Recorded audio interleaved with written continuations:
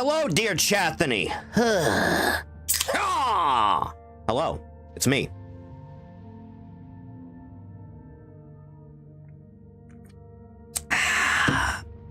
Delicious. Gentlemen, hello. How are you today? I slept for 14 hours. Evidently, I had a lot to catch up on. Huh. The finale was fine. Think someone cried during it, though. Yeah, that sounds like the type of crowd that thing would attract. That sounds about right. I can't believe there's an entire 5 minutes of that film where they just oil up Pomni and have her twerk straight into the camera. Amazing.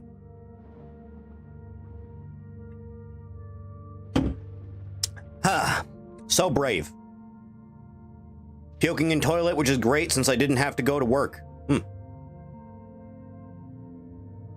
Ugh. Oh, I'm dying. It was funny because Twerk hated it. I don't even want to look at the porn anymore. Such cowardice. Such repugnant cowardice. Absolutely reprehensible. Pathetic, even. Ugh. Ah, my chest hurt. From Office Space must have felt, I assume.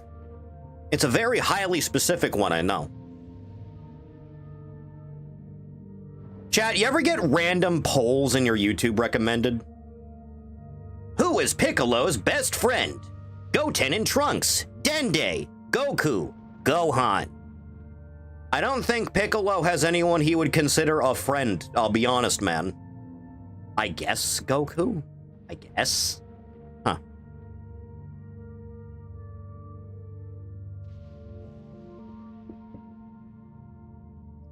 Like, I don't think Piccolo would look at anyone on the main cast and go, yeah, that's my boy. That's my guy. Ugh.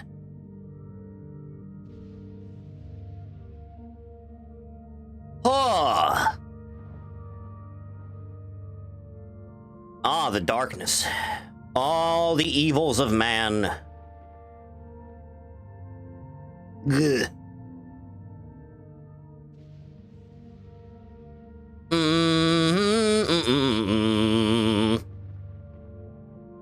Ugh. Hang on a second. Hang on a second now. Hang on a second. Pappy's just got to get some things loaded up. Hang on. Just a little bit now. Just a few things, you see. And then I'll move that on through the whole thing. Good. Huh.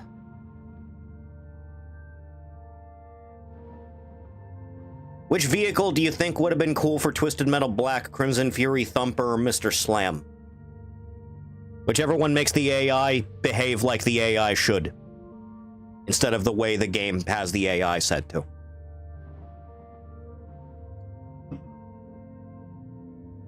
Good. Anything interesting going on, Chathany? Did everyone have fun watching me die yesterday?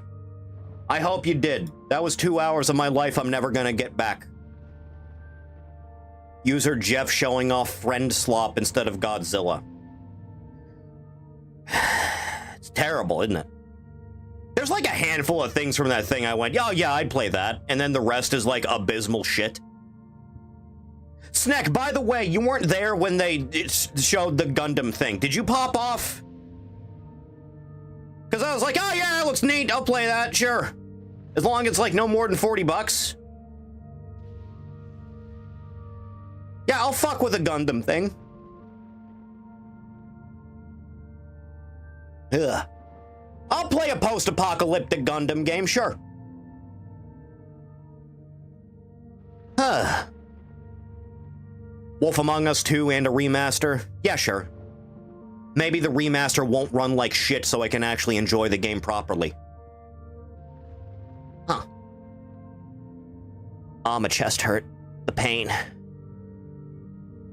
How do you feel about the Hellraiser game and Exodus? The Hellraiser game makes me question my sanity more than anything. Stellar Blade 2 feels like Battle Angel Elite, a game we never got. I am significantly more attracted to the girl in that sequel than I was the girl in the first game, and I'm pretty attracted to that girl in the first game. Alien Isolation 2 got a pop out of me. I'm surprised it took them this long. Huh. Alien Isolation 2 will probably be good. If the first game is anything to go by, even though it's been like a decade. I like that my comment about the new not Yakuza game from that studio was interrupted immediately by Tupac's Ghost. I'm in the middle of saying the quality of this game is gonna be completely related to how much dumb, silly shit is in it, and then I couldn't finish the sentence before Tupac was on the screen. Ugh. Fucking disgusting.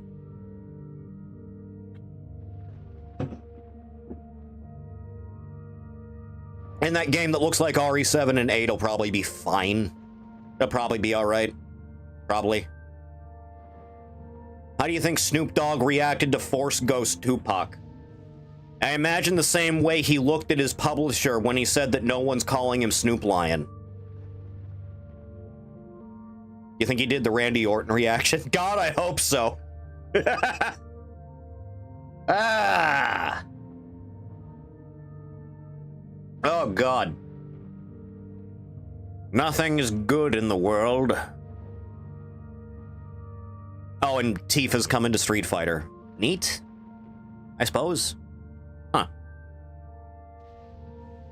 Chat, what do you think the bullshit explanation for Tifa being in Street Fighter is gonna be? Because it's not just that Tifa's in Street Fighter because every DLC character has shown up in the World Tour mode as like your create a character is gonna go hang out with them for a while. Did you stream it with Sen? No, Snack. I watched the entire stream in Voices of the Void on the TV.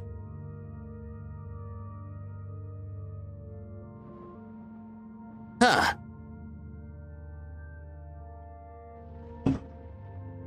So I periodically had to pull out like a sandwich once in a while to stay awake.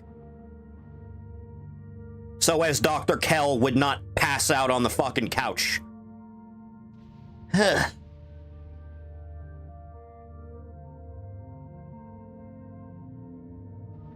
Sephiroth opened the live stream up and Tifa just poofed on over. You think it's gonna be Portal Slop? Lore accurate viewing?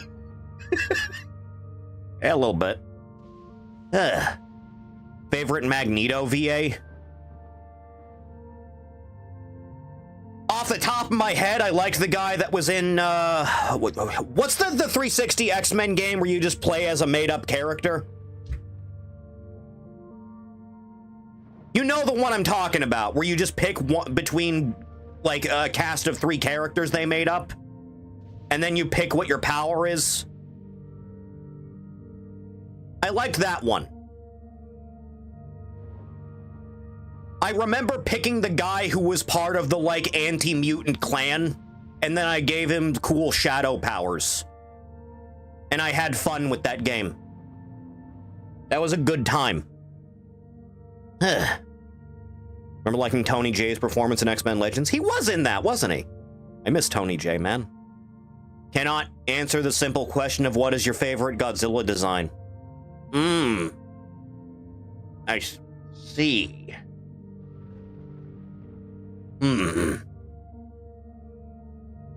So this is what life has come to, is it? I should probably add something to the lineup that we have, shouldn't I? I should probably do that. You know what I should do? Since I've been, like, watching this channel with some frequency, I should probably whip out one of these. Let's see, what's a good one? Because there's, like, a specific thing that I've been enjoying in this whole thing. Hang on. No, not that one. Hang on. Hang on, let Dad do some searching. Hang on.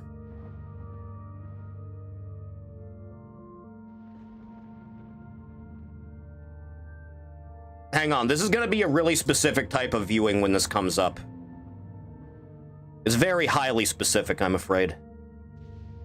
Right. Huh. Can we begin the Sloppa? Should we begin the Sloppa, or do you want me to rant about stupid shit that I saw yesterday?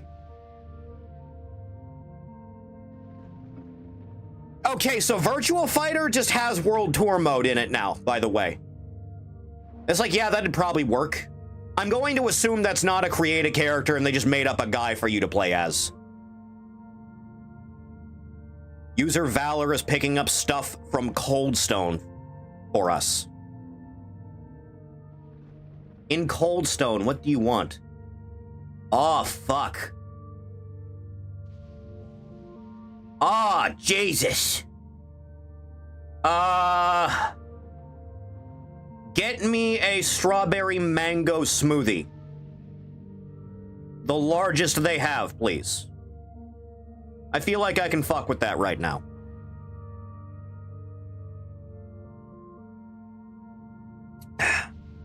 That Wolverine game looked like shit, by the way. I don't even know if that was that show or the one before that. Everything's just blending together into a pile of slop.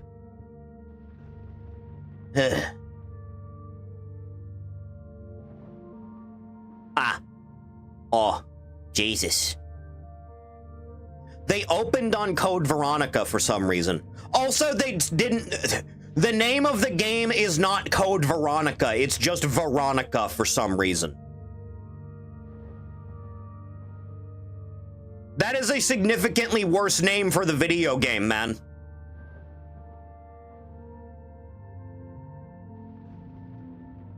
No one who... If someone is completely unfamiliar with Resident Evil and goes to look at a video game and it says Resident Evil Veronica, they're gonna think it's the lamest shit in the universe. Which Code Veronica is not particularly good, but nonetheless.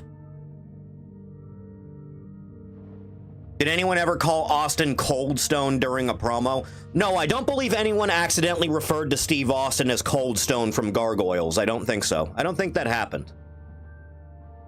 I don't think anyone ever looked at Steve Austin and confused him for Goliath's brother. I don't think that happened. Shout out to all 12 of you that remember Coldstone from Gargoyles. He was a cyborg gargoyle.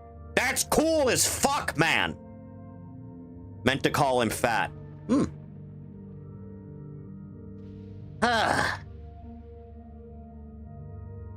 Strawberry mango smoothie. Largest. Mike Tyson is a big fan of Coldstone, as he should be. As all of you should be, quite frankly. If I'm being perfectly honest, they are never gonna bring back Gargoyles in any context. I don't want a new Gargoyles cartoon or like a live-action adaptation. I just want one video game. That's all I want. One singular Gargoyles video game. Has a whole supervillain roster you can work with, for God's sake.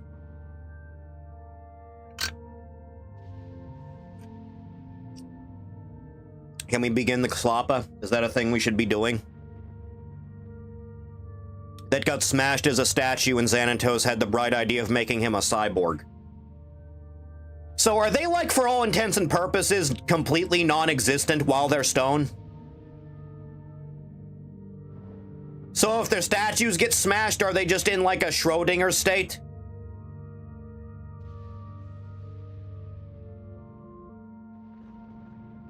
And it's through the miracle of science that they can be returned to life? Is that how that works? Does a gargoyle's soul only pass on if they are somehow revitalized to flesh, if killed during the statue time?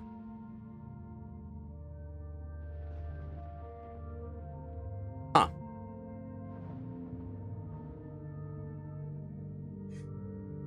Well, I digress.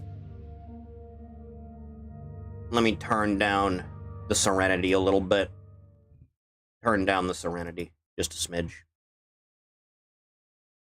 Oh yeah, this'll all go well. Alright, chat, then you may as well get into it here a little bit. Window capture. Oh yeah. Starting us off from Crash Ratchet 008 Squared, CR8 Legacy. Unnamed WWE AI channel has a stroke. Millions of fans are making right now. Can you afford it? Maybe. But do you feel like you have to be there? That's the question.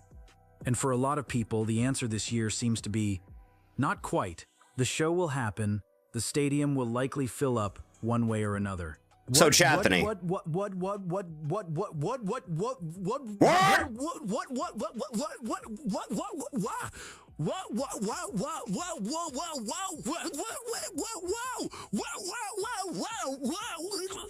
This was me the entirety of yesterday.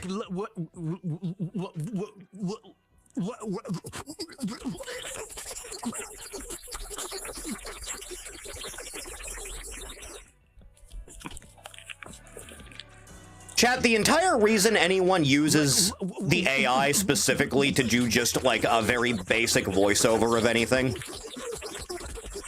is because they don't want the masses to know that they're Indian, right? That is the only logical explanation I can come up with for why no one would be able to just record themselves doing a very basic voiceover of something.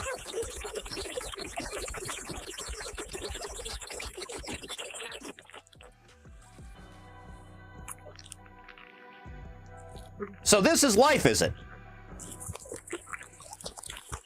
This sounds like cannibalism, by the way. This sounds like you're consuming the flesh of man.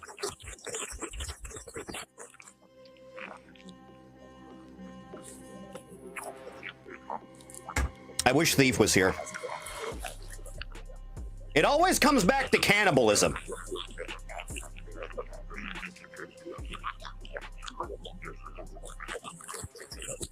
This reminds me of that Maury Calliope AI. You know the one. I do know the one.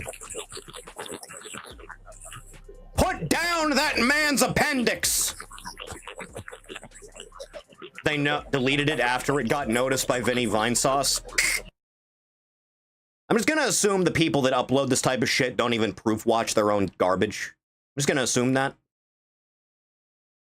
Well, wasn't that interesting, kids? Next! Matthew Flames, Omni-Man vs. Metro Man animation parody.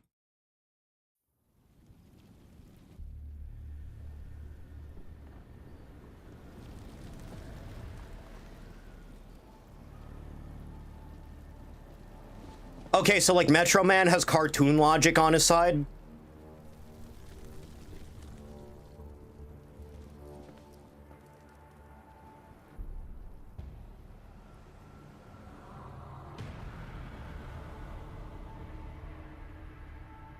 Chat, why are Viltrum white women so attractive? Failures like you rot the core of civilization, which is disgrace to your species. Be part of something bigger. If you don't, you ever see Anissa from Invincible Man? Long enough. You're a little man with a big mouth and a big chip. You do that? You'll stay out of Metrocity. Okay. Prove your worth.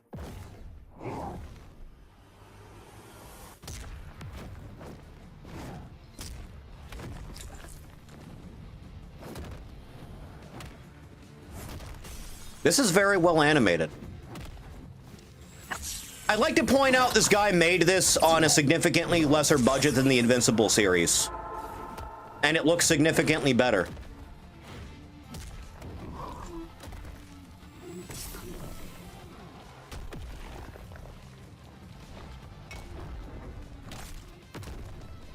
Take it they use AI for the voiceover, I assume.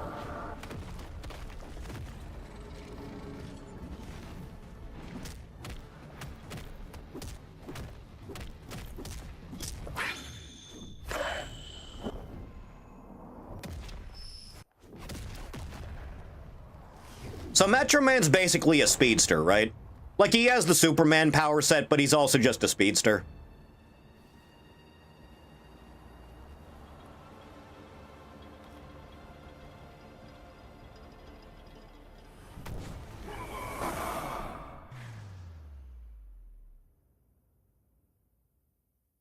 Yeah, this is about right. Oh, let's go, Nolan. We're going up into space now. Come here now, Nolan. It's gonna be okay, Mr. Grayson. Here's my good friend, the sun, man. You have fun. There you go. Everything's fine now. Here's your sun disk feet, you son of a bitch.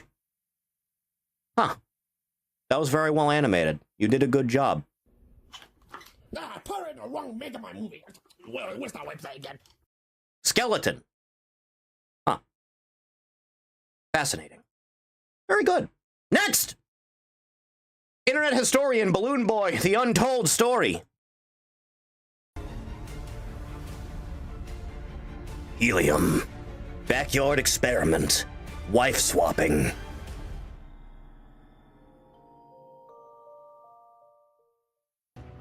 Good evening. I'm Hey, man. Mike Check, and tonight on Unsolved Internet Mysteries, Balloon Boy. Internet Here's the historian's an story you Aussie, probably right? know. On October 15th, 2000. This is Wheezy's countryman. Falcon Heaney, 6 years old, hopped into a balloon and was carried off into the air. For 2 hours and 60 miles, he traveled across the vistas of Colorado, eventually landing just shy of Denver International Airport. But when they opened up the saucer, there was no boy. At first, it was feared that Falcon had I fallen remember the along story way, while it and happened. a manhunt started to find the boy's body. It was hilarious. But after a couple of hours, Falcon wandered into the living room of the family home and confessed. Haha, remember the meme and discovering law enforcement corruption. Garage. It's It more was one likely of than the you think. biggest news stories and memes of the year.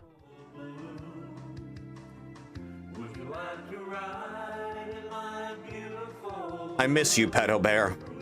The world has been darker since your murder. Balloon Boy was also the most searched term on Google.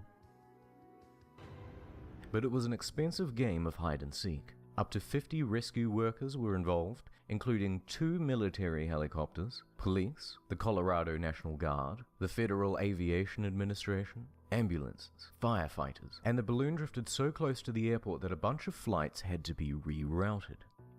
The total cost of the incident was estimated at $2 million.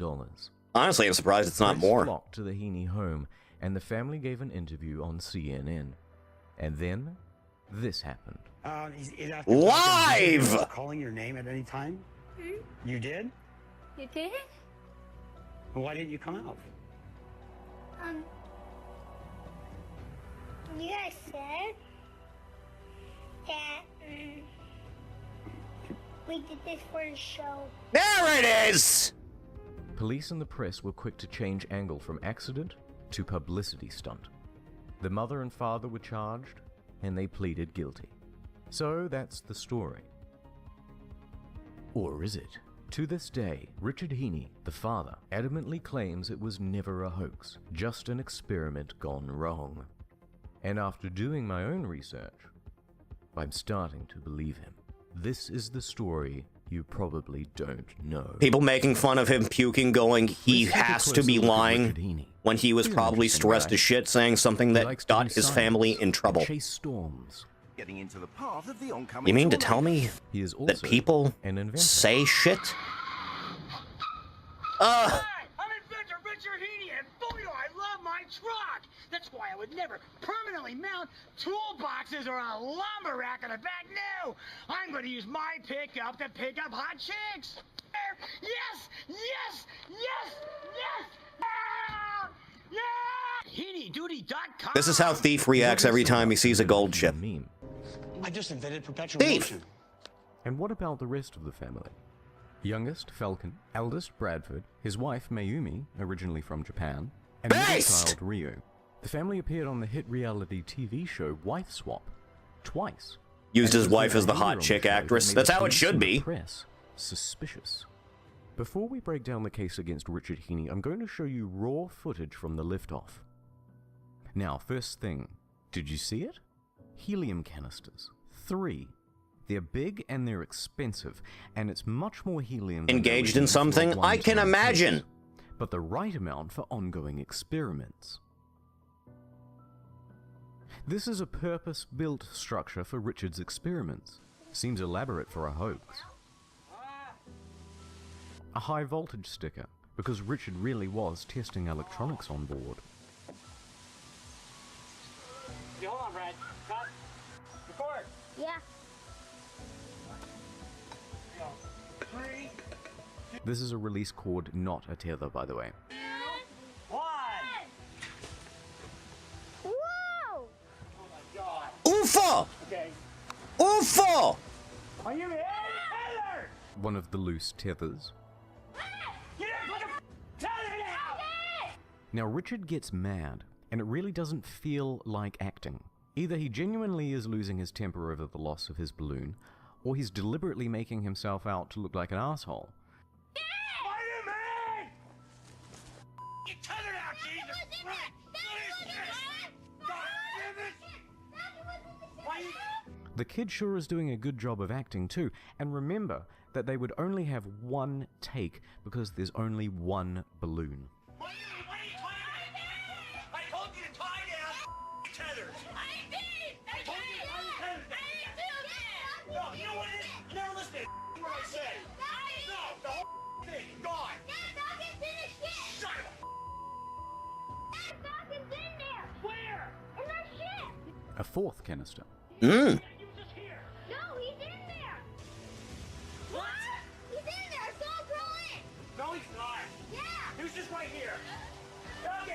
No! Falcon! No way! But here's another weird thing.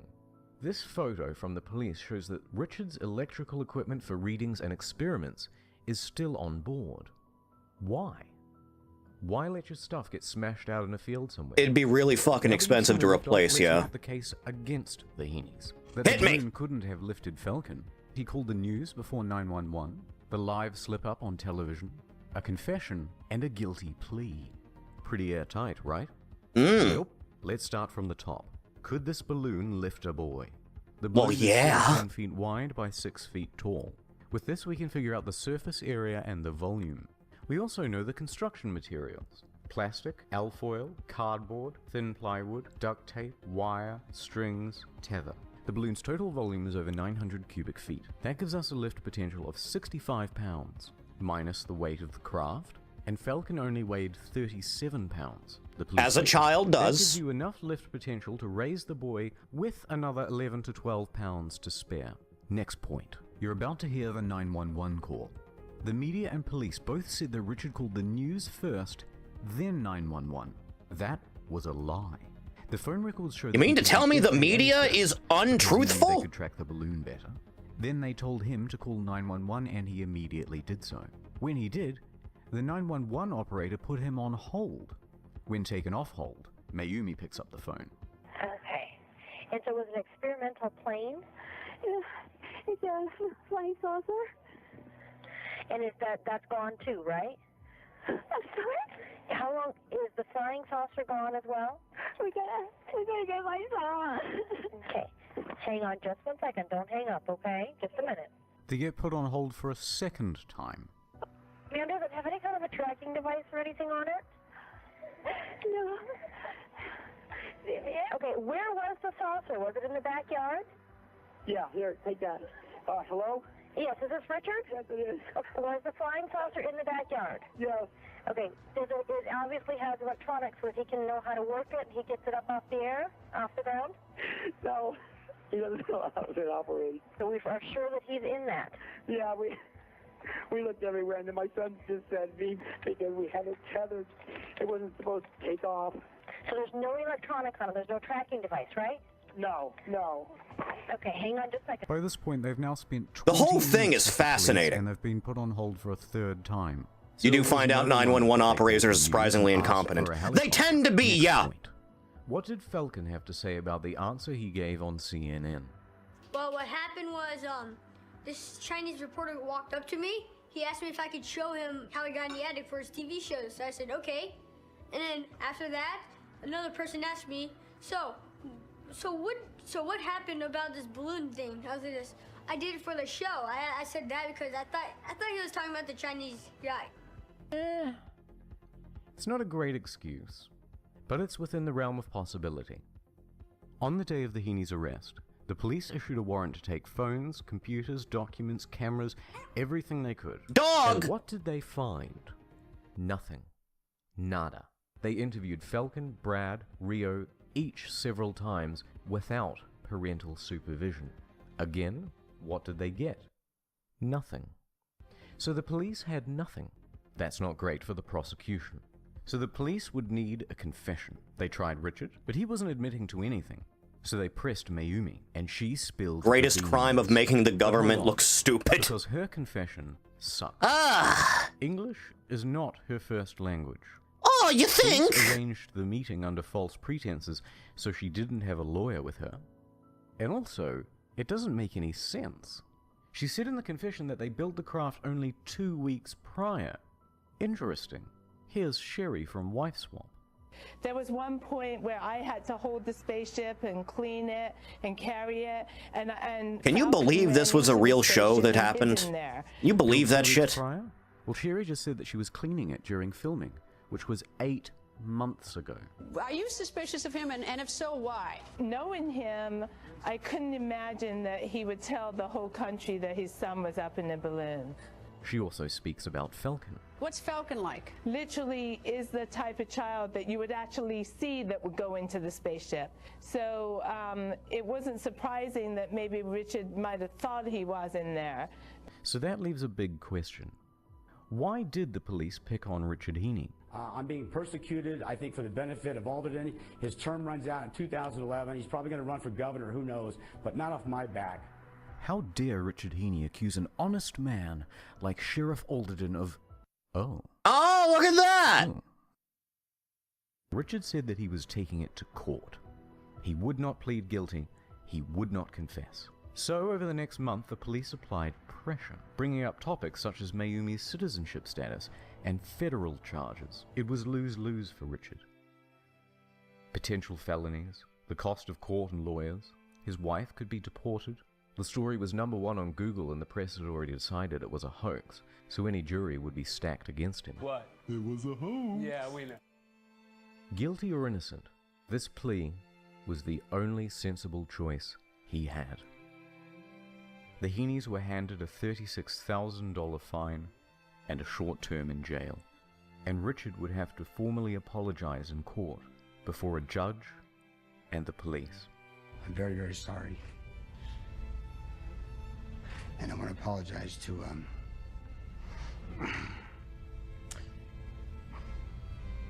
The disgust this man must feel, holy shit. all the rescue workers out there. And the people that got involved in the community.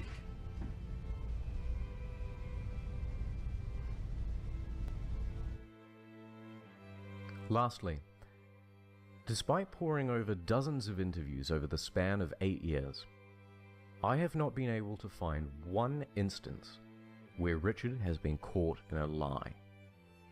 There's evidence of the police lying, evidence of the media lying. The amount of strength to do this, to keep your family from continuing to be harassed by police. Dude, I would not have survived this shit. One piece of evidence. This interview. Oh, dude, I would have been in prison. Testimony of a sleep-deprived 6-year-old who's not even really listening to the question. That's it. Those 10 words are the main substance of the case against Richard Heaney. When I first started researching this story, I thought it would be a fun chance to take a few cheap shots at some liar from Colorado. But now I'm not so sure. I'm not saying for certain that this isn't a hoax, but I think there is more here than what was decided in the press and by memes in October of 2009. Hi, I'm inventor Richard Heaney. If you itch like a son of a twitch, then you need my latest invention, the patent-pending bear scratch. Check it out. Oh, man, this thing feels good. This thing's strong. Oh. This is how they do it, it's true. God. Huh. The video being dubbed by AI was Japanese. That makes even less sense, I'll be honest. Good work, Mr. Historian. Powerful. Huh. Next! From Turbinar, Gains of the Void. Only 37 seconds.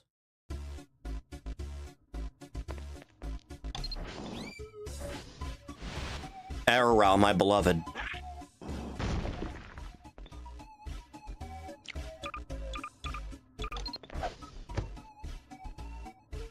Oh no. It's happening.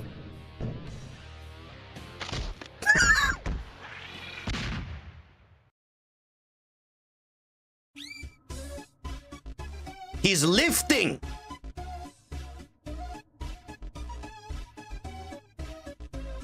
Jesus God. Huh. Next! J-Gems, antagonist taunt you for 5 minutes, Arkham Knight style. I realize this moment may not be the most convenient for a heart-to-heart. Gems, this is Bravo 7-1 in the blind. How copy? Can you believe the Arkham franchise just stopped? Who sent all these babies to fight? And then they brought Batman's corpse back for a fucking VR game and a Justice League game that no one cared about. Gotcha.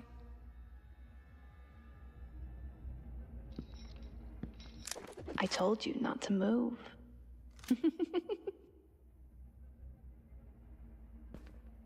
You know, it's a shame you're gonna see so little of these as we go on in those playthroughs.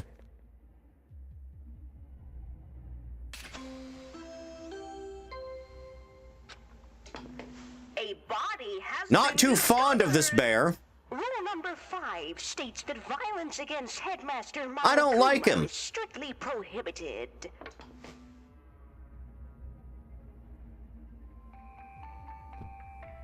The others are like animals, but I am very aware.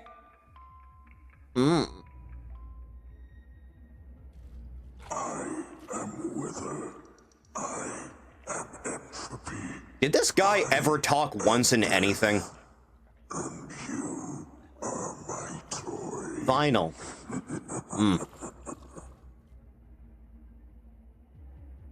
Aw, bless your little primate brain. I'm not actually in the room with you, am I? Technology. It's complicated, but you can't hurt the big old god face. I should stream Portal 2 at some point, shouldn't I? And so, Mama tucked in all of her children and said goodnight. Look at me. You didn't die to flesh, or any of those Cape Crusaders. No, you died to metal. At some point, they're gonna have to do Ultron Brainiac, aren't they? Not this time.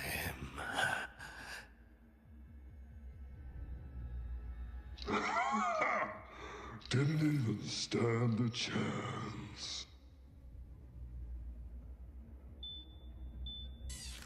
I see you. I'll be sure to send your pieces to whoever you work for. Thank you, Jack.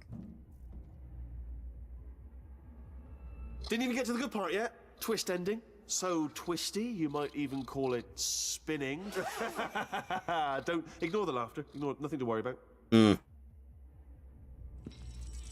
What did you think was going to happen? You moved.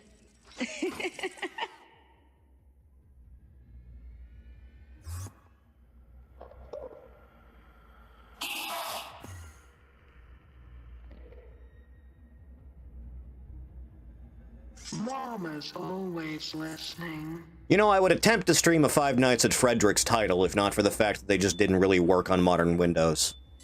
Goodbye. You're lucky it was me and not one of my bros' booby traps. It's a miracle those things actually work. I'm right here. I feel like I'm the only one that voices Sans like a fucking New Yorker. You look like you've seen a ghost. Pathetic.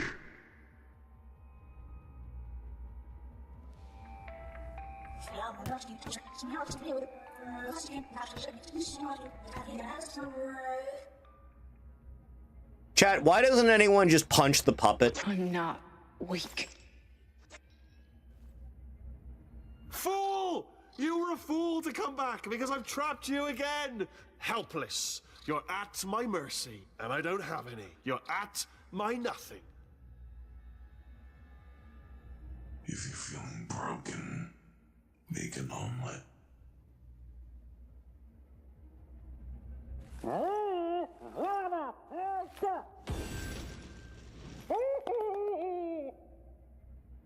Sexting session done. Good man. When they looked to the sky, they should have saw me as a beacon, and instead, they see a He thinks I'm weak. I just got confused. You're confused? I'm f***ing confused, bro. I don't recognize you. I don't recognize you. Put on my reading glasses. Should I be more fucking scared of Springtrap or a fucking bomb, Johnny? There are people out there that will tell you with a straight face that Eggman is the most evil villain ever. They always try and edge up Eggman in every comic run to make up for the fact that he is a cartoonish villain that wants to build an amusement park. Huh. And also build a bunch of robots. That's my guy. That was well made. Huh. Next! Jack is a nerd. A dramatic reading of that comment Watch Mojo left on a small channel criticizing them. The day no one talks you is the day you are irrelevant. He shot the moon that one time? Well, yeah, but it had it coming. Okay, never heard of your channel, and I admit I didn't see the video, but a few points. In 2006, when we started, we were obviously... It's so pretentious. We were obviously a bit ahead of the curve. In 2012, when have not heard of Watch Mojo in a long time. Sitting on the couch, I don't think anyone has, to be honest. Signature style, and many cried as it looked more like VH1, MTV, ESPN, and not what the vocal minority viewed as, quote, YouTube content. Why are you... You're voicing this like Jimmy from South Park, aged about 20 years. Audience guessing, etc. Companies like BuzzFeed, Vice, Vox, and channels that inspired themselves by us, by their own admission, all came and went. We managed to both keep our OG fans happy and innovate.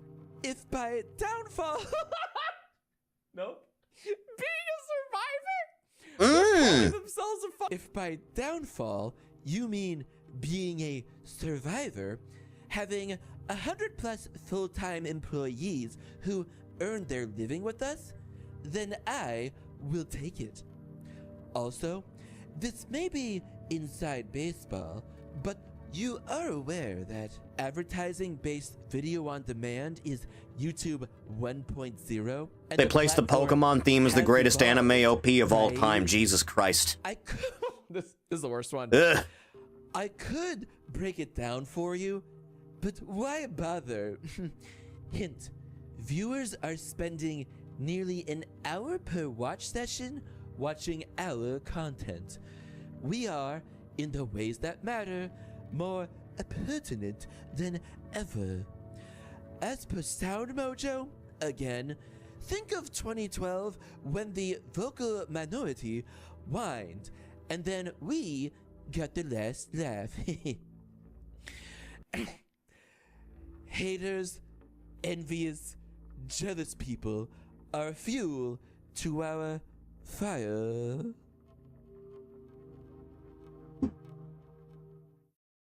This is what you choose to do with your time when you're making a steady living, huh? Expect Watch Mojo be the type of channel even respond to other videos. Evidently someone has a little small dick syndrome going on. Next! Internet historian, once again. The failure of Fire Festival. I remember this shit. I remember. Feels like a lifetime ago.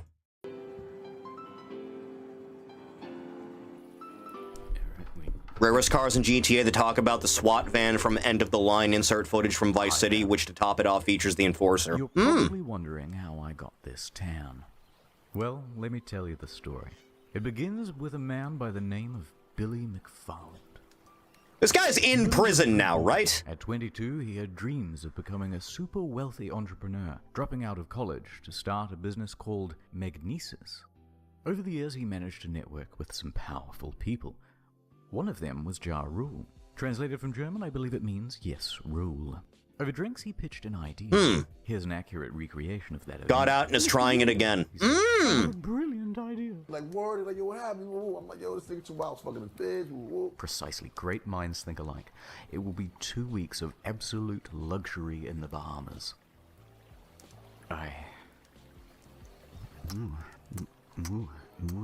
Mr. Rule. Promotion began in late 2016. Fire promised beach. But in their description that mentioned they appealed to millennials who can't think for themselves, they removed it when I Hate Everything pointed it out. Understandable. Once owned by Pablo Escobar. VIP tickets up to $250,000. Swimming pigs. Blink 180. I'd hang out with pigs. Major laser. A steel drum. Welcome to Fire Festival. The best 2 damn weeks of your life. I bought my ticket immediately.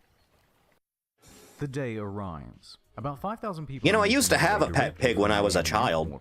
And there are huge delays to get to Fire Cave. I was like maybe 5. I couldn't say Fire Cave. I remember him. Because it he was a good boy. Exist. In the marketing, they referenced this island, which is actually Norman's Cay, run by George Jung, not Pablo, by the way. But that doesn't matter because we're not going there either. We're going to Great Exuma. Private island? Forget that. Population? 7,000. In fact, we're basically in the parking lot of a sandals resort. In the end, only about 500 of us make it. DMs, I'm gonna have to use my phone for it. Flights are cancelled. You're about to see why. We hauled onto a school bus and taken to the site. A gravel lot. On a school bus specifically. Yeah, it's a good sign. Luxurious villas. Pranked ya. Enjoy your stay, and don't forget your complimentary cup of UNICEF rice. Once there, no one knows whose tent belongs to whom, so staff try getting everyone into a line. Then they abandon Good man, thief. and tell everyone Good it's man. a free-for-all. It's working. Expecting a party, this guy took all of his drugs on the flight over. He's the only one having any fun. Somebody has to. Last Ronin! That was the other one they showed off that I thought was neat. And there's no food. That'll probably be alright. In lieu of food, God. staff decide to start handing out tons of free tequila. This only exacerbates problems. Once the food does arrive, Finis, by the way? Just as delectable as promised, though. Huh. Gourmet craft single there. A few hours later, bags arrive on a ship. I think that's what I use for It was getting Skyrim. dark and there was no lighting. So everybody's walking around with their cell phones trying to look for their luggage. Plenty of people had their luggage stolen. But don't worry, if you have any valuables, the festival advertised top-notch security. Here it is. But no one told guests they had to provide their own lock. Oh yeah, There real were sign of rumors and quality. muggings by the locals. I heard rumors of feral dogs. A tent supposedly caught fire. The closest beach has a rampant shark problem. Staff don't have any uniforms or walkie-talkies, so no one knows who's in charge, and the people who are in charge can't talk to each other. Here's the bathroom. Many staff quit after only a couple of hours. I can't For the few imagine customers why. who were willing to just make the most of it and enjoy the music, they had some bad news too. All of the major musical acts pulled out. In fact, Major Lazer wasn't even confirmed to go in the first place. The event was promoted as cashless, so all people had were these useless Disney bucks on their Fireband. They couldn't buy anything or catch a cab if they were stranded. And even with only 500 people, there are too few tents and beds, so everyone is just stealing each other's. And for any of you thinking you could just escape to the sandals, bad luck. It's peak season and they are absolutely full. People are reaching out to the embassy for help. After a few hours, most people chose to go back to the airport, and the rest were forced back home when the Bahamian government stepped in. The festival was closed. But the exodus from the island made its own problems. Yes! Guests spent hours dehydrated and hung over in a hot building. Why staff locked the door isn't entirely known. But one girl fainted. You know, the last time I traveled, I didn't have anything to drink for the entire day. And that was the end of it. I very much dislike having to use the bathroom when I'm traveling.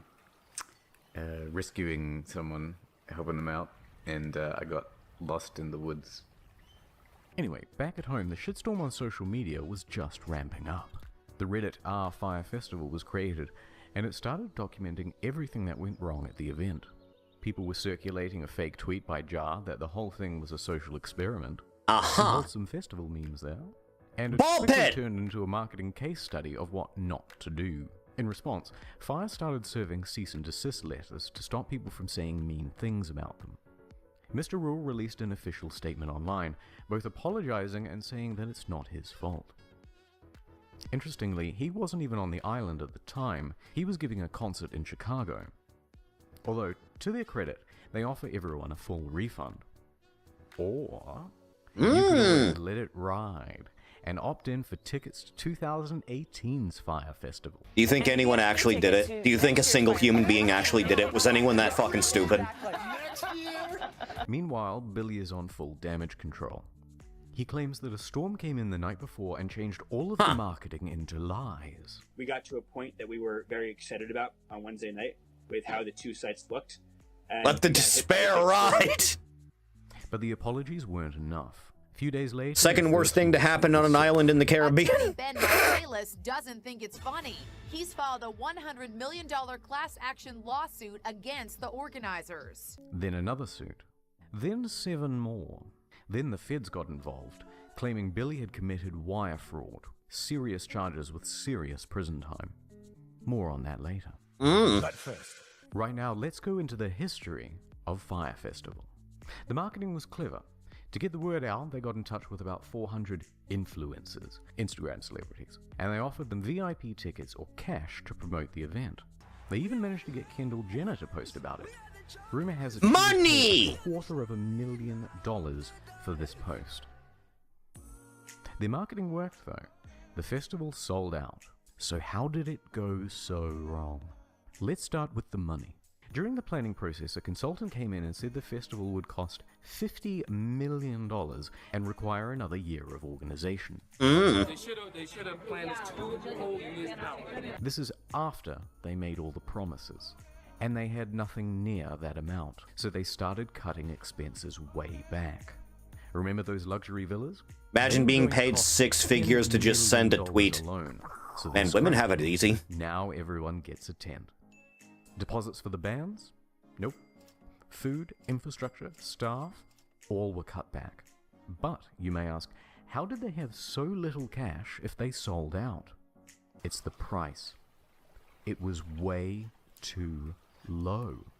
Now wait a minute. Up to $250,000. No one took that shit! In fact, on social media, people were so merciless and unsympathetic towards the guests because they thought it was a bunch of rich kids paying for tickets with a starting price of $12,000. And you can thank fake news for that assumption. You see that number repeated everywhere. But actually, very few were paying even close to that amount. The standard price was around $1,200. Which, if you think about 2 weeks in the Bahamas with practically all of your expenses taken care of, that's pretty bloody good. In fact, some tickets were as low as $500. 6 months ago, got together and got the early bird special for about $500. And this covered food, transportation, ticket, and somewhere to sleep. How on earth were they going to break even with that? They weren't. And on the flip side, there's no proof whatsoever that anyone purchased a $250,000 ticket. So basically, they're stuffed. Billy has to start taking tough short-term loans just to keep afloat. Which, by the way, is why they did the fire bans.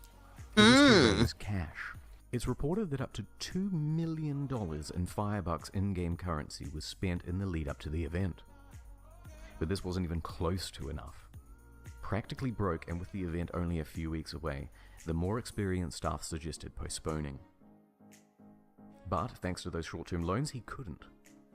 So he insisted on going forward. Those staff tried to control the damage by telling celebrities and public figures not to go. How was the fire festival?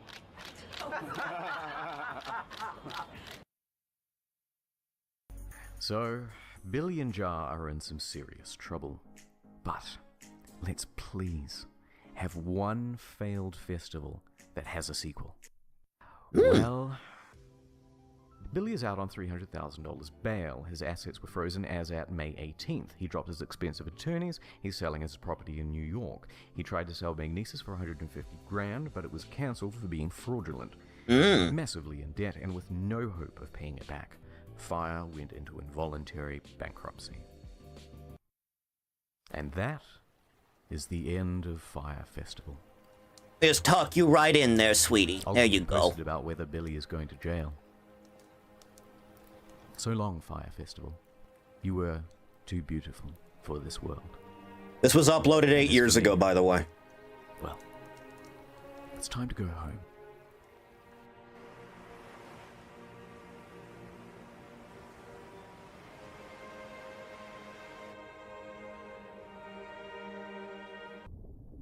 That's about right. Ah. Darkness. Informative. I'm going to assume that guy is currently in prison. I'm just going to make that broad assumption. Next up. Studio Resurgence, Godzilla Cross Varan, Baragon, and Anguirus 3D animation.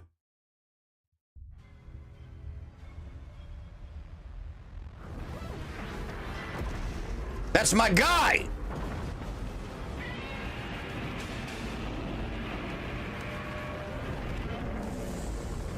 This is GMK specifically, it looks like.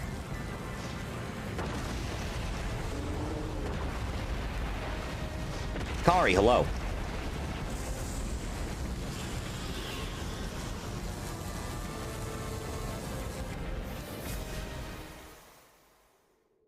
He's very upset. Original version of GMK had Anguirus and Varan.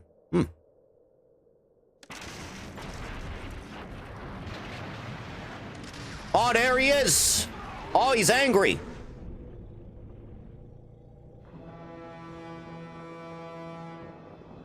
I'm gonna get 1 billion claims for the Godzilla theme being in this, by the way. Toho is gonna destroy me. It's gonna get bad.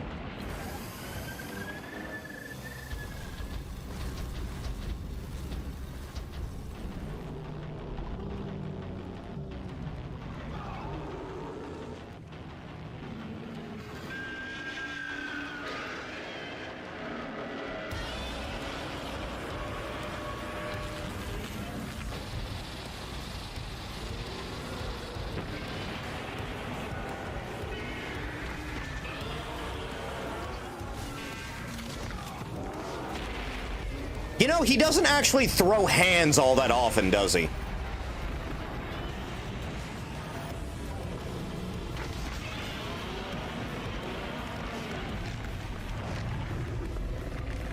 All right, everyone hold him down and start kicking him.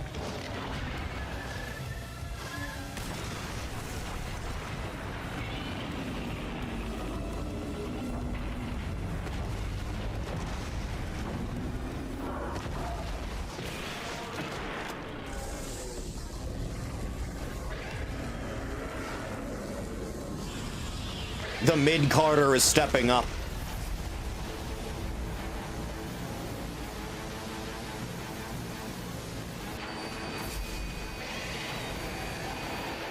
Mid-card babyface faction takes on top heel.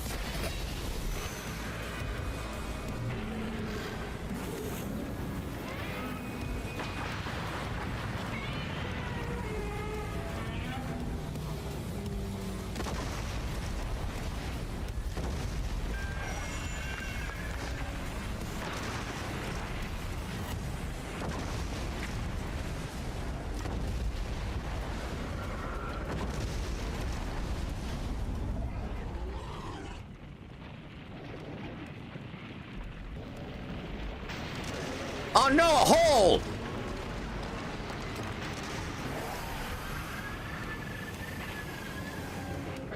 Original developers are remastering it?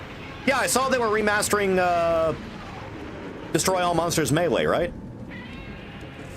I'm going to assume they're gonna put the other characters from the sequel on that? I'm just gonna make that assumption.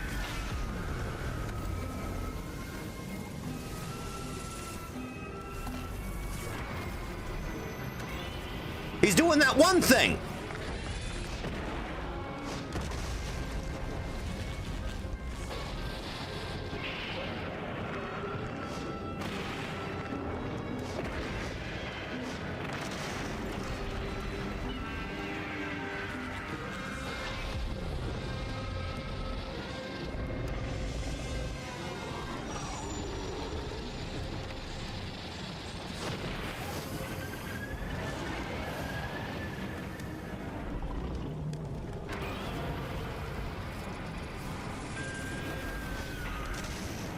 Still not enough. He's doing the thing!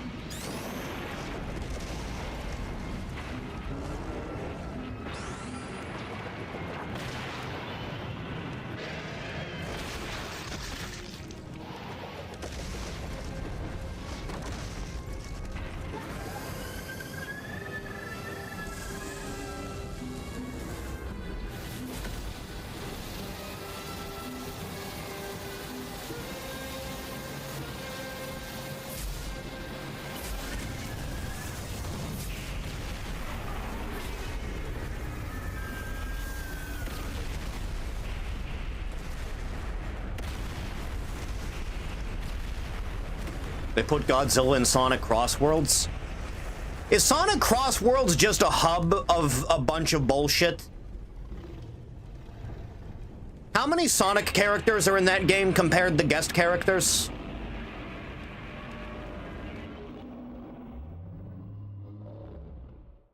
Huh. Well done. Ah. You did good. You did good, son. Next! From Neural Dirt Memes, Pawn Stars, General Grievous tries to pawn his lightsaber collection. Full skit. Ah. I have items to pawn. All right, let's see what you got.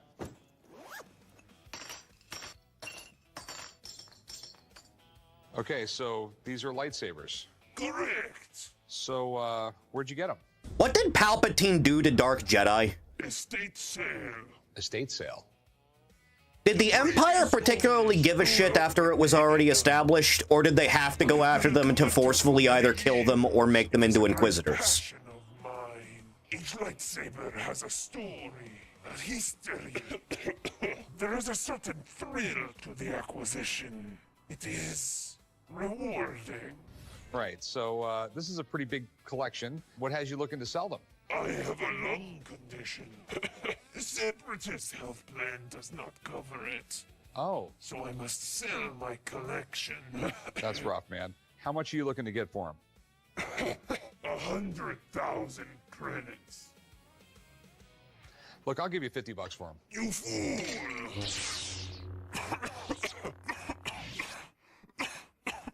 You okay?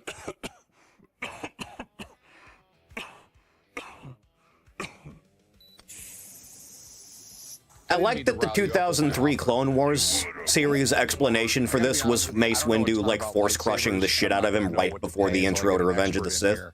And then they retcon that to just be a cybernetic suck. I've had sellers get heated in negotiations before, but I've never had one almost take my head off and then need a timeout for an asthma attack. He probably just needs his meds. Hello there. Ah, yes. General Kenobi, the negotiator. Rick calls me in for anything lightsaber, kyber crystal, Jedi. I could buy Obi-Wan living in Vegas. I can believe that. Are my speciality. So, Obi-Wan, thanks for coming by to take a look at these. Of course. May I? Sure. So, where'd you get all these? Estate sale. The state sale? Correct. Oh, okay. Lightsabers have been the chosen weapon of the Jedi Order for over 1,000 generations. Elegant, precise, not as clumsy or random as a blaster. Oh my. This one looks exactly like Shaq T's. What a wonderful design. I just saw her last week at the temple. So, is Shaq T the character that has died the most in various forms in anything? I because they can't actually decide how it happened. I'm terribly sorry to hear that. Thank you. And the Separatist Army won't cover it? They denied my claim 3 times. Ugh. Insurance companies. So uncivilized. Well, the condition is exceptional across the board.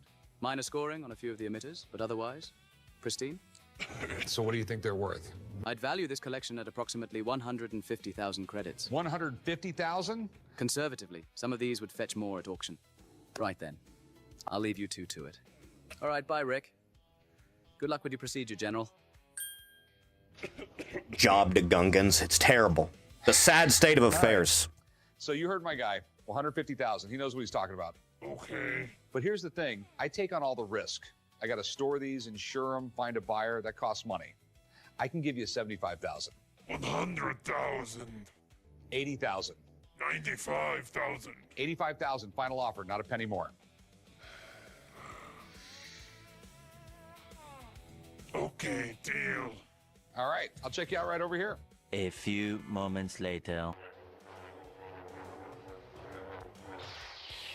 Yeah, this is about right.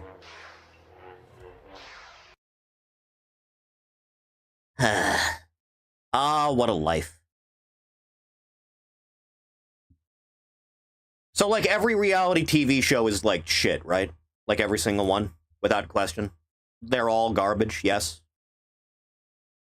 Next! Spoonie. Counter Monkey, Invisible Jason. Okay, this is the story of Invisible Jason. Ironically enough, this was the same convention in which I got kicked out of the RPGA. So, this is really a story about LARPing.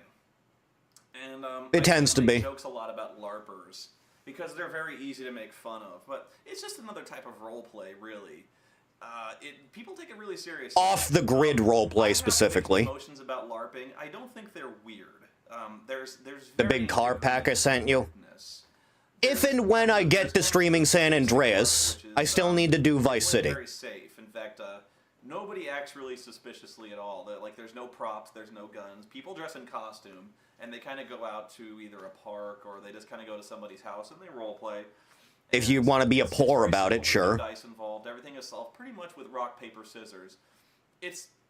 You want to do that real hardcore shit, you go out in the middle of the fucking woods for like a weekend with no contact whatsoever with the outside world, and you stay in character the entire time. All technology forbidden. Nobody breaks character. Kayfabe on 24/7. It's a lot of fun. They have actual blacksmiths that will make you a real sword. Way to spend a night. That's some good shit. And ironically enough, the Invisible Jason is why. The weirdest LARPs come from, you've probably seen videos of these guys who dress like cats and wander off in the woods and beat each other with foam swords. There's varying degrees of weirdness with that as well. It's just they like to beat each other with foam swords, that's all. It really just is a factor of who your friends are and what kind of role-playing you're interested in. So I'm not passing judgment on any of that. And besides that, everyone I've seen who is hardcore LARP has way more fun at conventions than pretty much anyone else I know, because they get to fly their freak flag and fly it high. So this was one of the weirder LARPs. Nowadays they do that on Twitter and they're really annoying about it for completely different reasons. And through the entire convention, there were a lot of people creating quite a stir on the convention floor. And I know this is going to sound really bad and especially dated. This is about 1997. Girls did not really play RPGs until very recently. This is completely accurate, yes.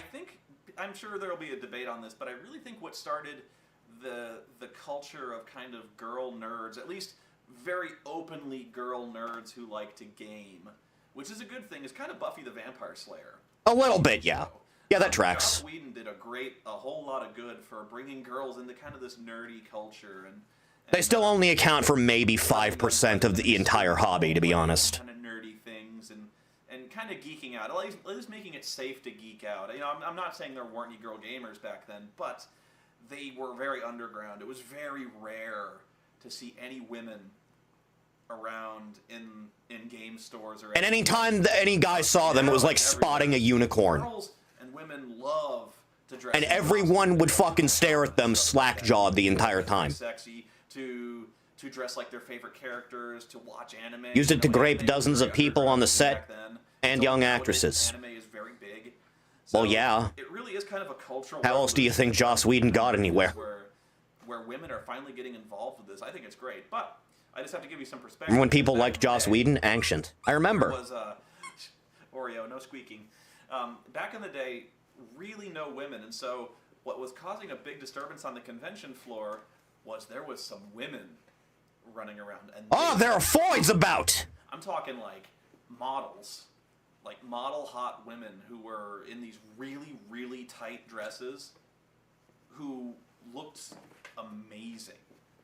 And Women ruin everything. They Yes. were almost like they were almost like hostesses at a casino, who like push-up bras, boobs all over the place,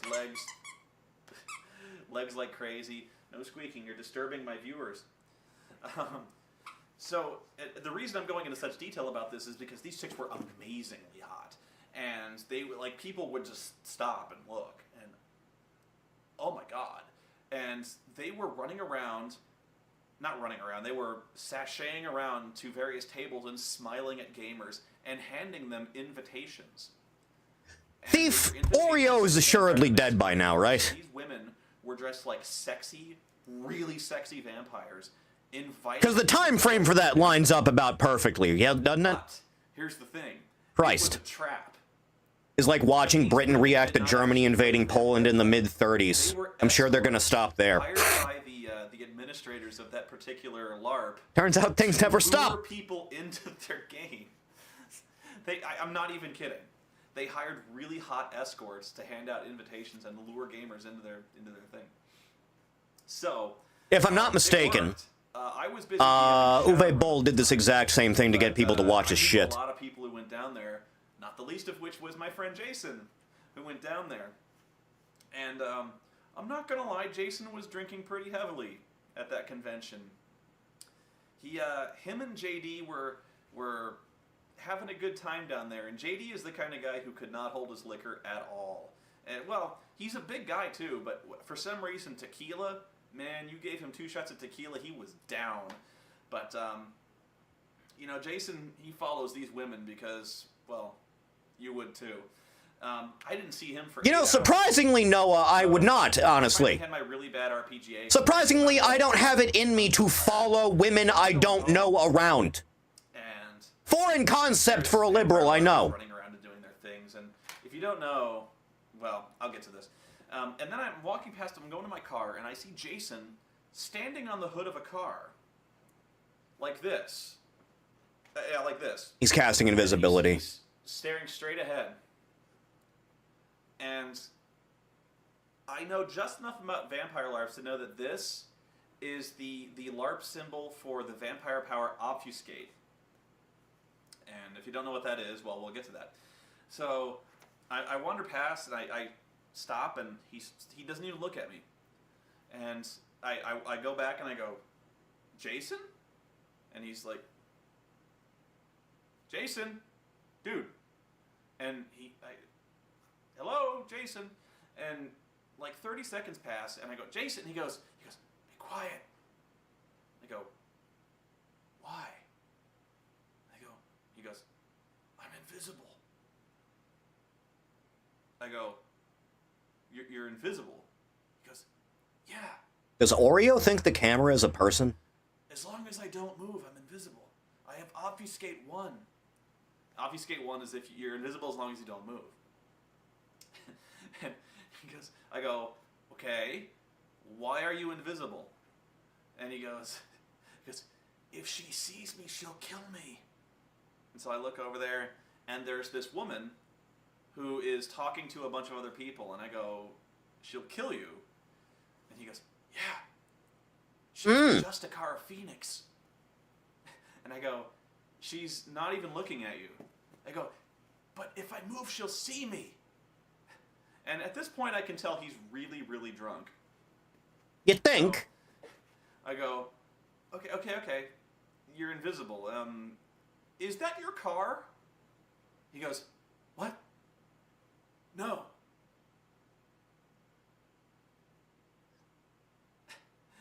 it's not his car. And I'm like, what are you doing on some... Why are you on a car? He's like, I can't talk. I go, okay. So I go home. Oreo. Good aim, jackass. I go home. I sleep. 8 hours later, I come back because it's a 3-day convention. And I drive back. He's still there. That's commitment. He's still on this fucker's car. Which does a few things. One, he stood in that car all night. And I asked him, I said, have you been there all night? He goes, what? I said, how long have you been there? He goes, what time is it? I go, it's 10 o'clock. And he goes, a.m.? I go, yes, a.m., it's daylight, you tard. You've been out there for 9 hours. He's like, 9 hours? No, I was here since 6 last night, so it was like 12? And I'm like, you've been standing on the hood of a car for 12 hours? I know guys in the military who couldn't do that. He's like, is she gone? And I look, and she's nowhere in sight. I go, yes, she's gone. You couldn't turn your head and look? Because I couldn't move. I'm sorry. I go, get off of there. And he gets off the car, and of course he leaves a dent in this guy's hood. No shit. I don't know if that's a story more about LARPing or about being drunk. I think he was really, really drunk, but my God, he had some... That buzz lasted a while, huh? Man, that's punishment in the Marines, to stand at attention for hours at a time. I don't know if he went to the bathroom. I asked him if he'd been there all night. He said, yeah. So, I got a little skeeved out by that. A little more about LARPing, if you will. LARPing, the reason I have a problem with LARPing is not because it's weird, because believe me, we're all weird in our own way. The problem I have with LARPing is a lot of times it's very political. I'll try to explain what I mean by that. Power dynamics. LARPs can be very big. By that I mean there's a lot of people in them. But LARPs tend to start with a core group of about 5 or 6 people. At least in my experience it does. The dog maximizes his minutes. He knows what to do. What happens is the story is about those group of 6 people. Yes. The main story of the LARP, who are basically the stars. Those people are the stars of the show.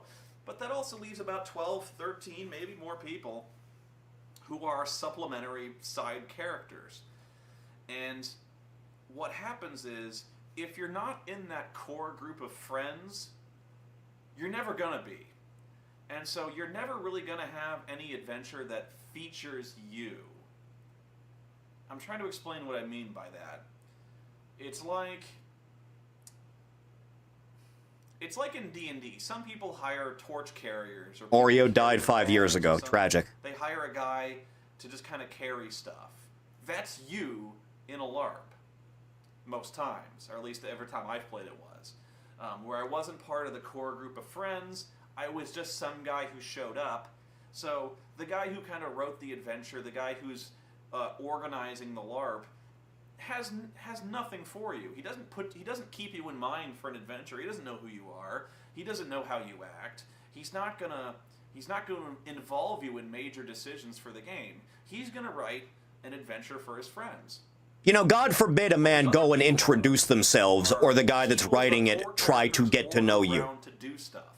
In this group session thing that you're doing, that anyone is allowed to join in on. Or you're the guy who gets bossed around. And the problem I find with LARPs is, in terms of like politics, is you never really get out of that rut. And you're never going to. And if you try, you get slapped down, nobody likes you, you get kicked out. Now, before I dig myself into too deep a hole here, that's not every LARP. In fact, that's probably not many LARPs. Probably not most LARPs. It's just the LARPs I've been to kind of act that way. So if you're going to do a LARP, I would suggest organizing your own and doing it that way. Kind of go to one and see how it works out. But it can be rough, especially in terms of your first exposure to a role-playing game. because you'll kind of feel like, or at least I always felt like I was kind of useless, like I wasn't contributing anything, because I wasn't. You know, I was just kind of some guy who drove the main characters places, or the guy who fought off... Guy at the bottom of the card tries to get himself pushed beyond his capabilities. I was always the guy who got killed when the main characters kind of had plot immunity. So it was very frustrating, at least in the RPGs I went to. Now, if you know guys who play RPGs, if you know guys who LARP, if you know guys who LARP and who have a lot of fun, by all means, LARP, dude, go for it. It's just kind of rough when you're the newbie in a LARP, I find, and so I think maybe Jason fell into that trap where the Justicar was like, if I ever see you around here again, I'll fucking kill you. So, like, he was trying to... I don't know what, sir. I should have asked him what circumstances led him to be standing on the hood of a car. You didn't think to do this at any stage, huh? Forced him to stay invisible all night long. Not even looking over his shoulder, but like he was so afraid that if he turned his head and looked, the Justicar was like, you, dead! I don't know. That story doesn't really go anywhere, as most of my stories don't. I guess alcohol's a hell of a drink. Thanks for watching, guys. That was Invisible. I'll have another LARP story for you. The one time I was in a major LARP. I'm going to tell you about that next. I remember that one. It was a vampire one. Huh. Humorous. We are not doing this anymore! Why is this whole thing in a goddamn playlist anyway? Huh. Anyway. Ahoy! The AUG. The AUG's a decent one. Not in my top 10 or anything. A turbulent time. Under the specter of nuclear annihilation, the world's prepared for a conflict. Orient Thief, use or no to thing in actual. I'm feeling around for my phone. There we go. The AUG, an Austrian bullpup with distinctive appearance. If I'm not mistaken, the burst fire rifle in Fear is based on the AUG. What makes the AUG unique? And why do its magazines look like waffles? Yeah, that's pretty good. That's not bad at all. That's pretty alright. Huh. 1945. The Third Reich was crumbling. The Western Allies were crossing the Rhine, while the Soviets swept in from the east. On the 13th of April, the Soviets captured Vienna and drove the remaining German forces back towards their homeland. The city was in ruins. I can't imagine Austria why. Was divided into 4 occupied zones. A provisional government was formed, and a formal secession from the Third Reich was announced. Over the next decade, Austria rebuilt. In 1955, they regained their political independence as the Austrian State Treaty was signed.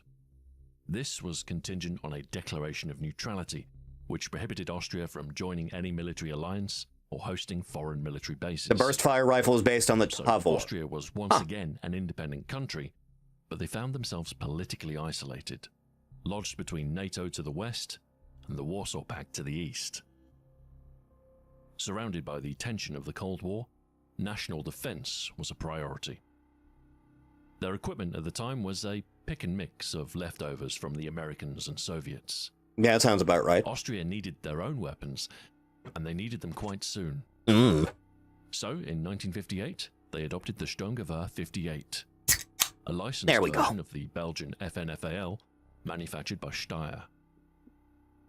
Steyr were a long-standing Austrian arms manufacturer, originally founded in 1894. They started out making rifles, diversified to bicycles, eventually automobiles. Now, the Sturmgewehr 58 was a perfectly good battle rifle, but there are a number of flaws intrinsic to the concept. They're long, heavy, and tough to handle under automatic fire. Lighter rifles with modern materials were the future. It was the space age, after all. America was in the process of adopting the M16. So, in 1963, Colonel Walter Stoll at the Austrian Office of Military Need your opinion in lobby. All right, hang on. A replacement for the Sturmgewehr 58. An intermediate cartridge was a must. A modular design too, configurable for different roles. Modular doesn't come up that often anymore, does it? The novel concept of I guess it's not really necessary at this stage, huh? By placing the magazine feed point and action behind the trigger, you can shorten the weapon considerably for the same barrel length. By 1969, Steyr had finished a little work on bit. the SSG-69. A smidge. And now I can has see the it. capacity to commit to Austria's new rifle. The first prototype was completed in 1970, and over the next 7 years, the design was iterated, tested, refined, and improved. The result was a modular rifle capable of quickly swapping out barrels and trigger mechanism, an integrated optical scope, polymer parts to save weight, including magazines with a waffle-like pattern for reinforcement. It was convertible for ambidextrous ejection, had an enlarged trigger guard for alpine use, and a two-stage trigger, a short pull for single fire, longer for fully automatic. It was a modern, universal rifle for the Austrian armed forces. Modularity was highly stressed during the recent U.S. pistol trials. The design was ready in 1977 and was Default adopted by the site is Austrian pure Army the same ass. year. Large-scale production started by 1978. The AUG is configurable for a number of different roles, one of which is as a light support weapon. The AUG H-Bar is a variant equipped with a longer, heavier barrel suitable for sustained fire. It also comes with a bipod for mounted use and fires from an open bolt for better heat dissipation. The AUG 9mm or Para is on the other end of the scale, chambered for 9x19mm rounds with a magwell adapter and short barrel for close-quarter use. The updated Tan Glock with a AUG standard A2 loop. emerged in 1997 with a modified charging handle and a detachable scope with Picatinny rail mount. The A3 from 2004 added rails on the side. That is a sci-fi gun. Release. The AUG was really the first successful bullpup rifle. The French followed shortly after with the introduction of the FAMAS in 1978, and the British introduced the L85 in 1985. The AUG had by far the widest appeal, however. In 1985, Australia adopted the AUG for their armed forces as the F-88 Oster. The fuck does Australia need an army for? Ireland and New Zealand both followed suit. In fact, the rifle has been widely exported and used by police and special forces all over the globe. And by the early 1980s, exported AUGs start to make their first appearances in film and television. Its breakout role was in 1983's Octopussy, where it's seen in the hands of Soviet soldiers. Not an authentic depiction, but the AUG was unfamiliar and distinctive enough such that it might appear Generally. as some future weapon.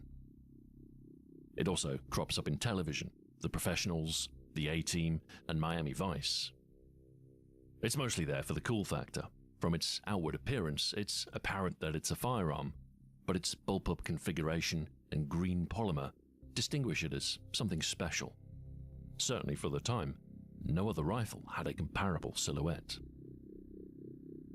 In 1988 came Die Hard, European bad guys with questionable taste in music and haircuts, but their choice of weaponry is beyond reproach. Hallo, ich bin ein Gewehr. I'm here to kill you, yeah? Its entry to video games came somewhat late.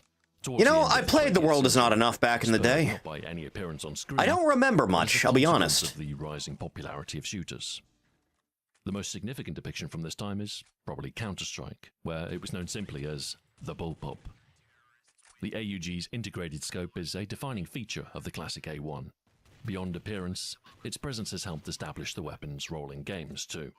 Do you think there's ever been an AUG attempt isn't magically more accurate than other to assault put together rifles, some type but of from a gameplay single-player thing perspective, for the Counter-Strike? presence of a scope places it into a more precise role. Somewhere between an assault rifle and DMR. When you want to feel like a sniper, but don't want to give up the ability to spray. Of course, these days it's all about configuration and choice. Integrated scopes have given way to rails. Condition as with the Zero? most Is that what that modern was? AUG variants. Never heard anyone talk about it, I'll be This honest. robs the AUG of its unique silhouette. Stick a holographic sight on, and it can be hard to differentiate between the AUG and SAR-21, say, or even a Tavor. But the AUG was first. A glimpse of the future of small arms. A commendably bold and forward-looking design. And they do say that imitation is the sincerest form of flattery. The AUG is an exotic European weapon. A luxury firearm, high class and high tech. Chat, do you think bullet time is ever going to make a comeback? AK-47 or M16, but it has a certain aura. An outsider that's every bit as capable as the more familiar weapons, but there's no need for Diet Tom Clancy shit about stolen nukes. Simple, elegant engineering. Unusual in some respects, but never to the detriment of its function. For those that appreciate those aspects, I think back in the day, the bullet time in Fear's multiplayer was like a power-up you could find on maps. Universal. And when you turned it on, it worked for your whole team. Space age. Future-proof. Thank you very much for watching, and until next time, farewell. Ah. Informed. Chat, this is the channel I've been watching of late. And, this might be a bit dry for your taste, but I've been enjoying these. From Charlie Hopkinson. Dumbledore learns the other names Voldemort considered.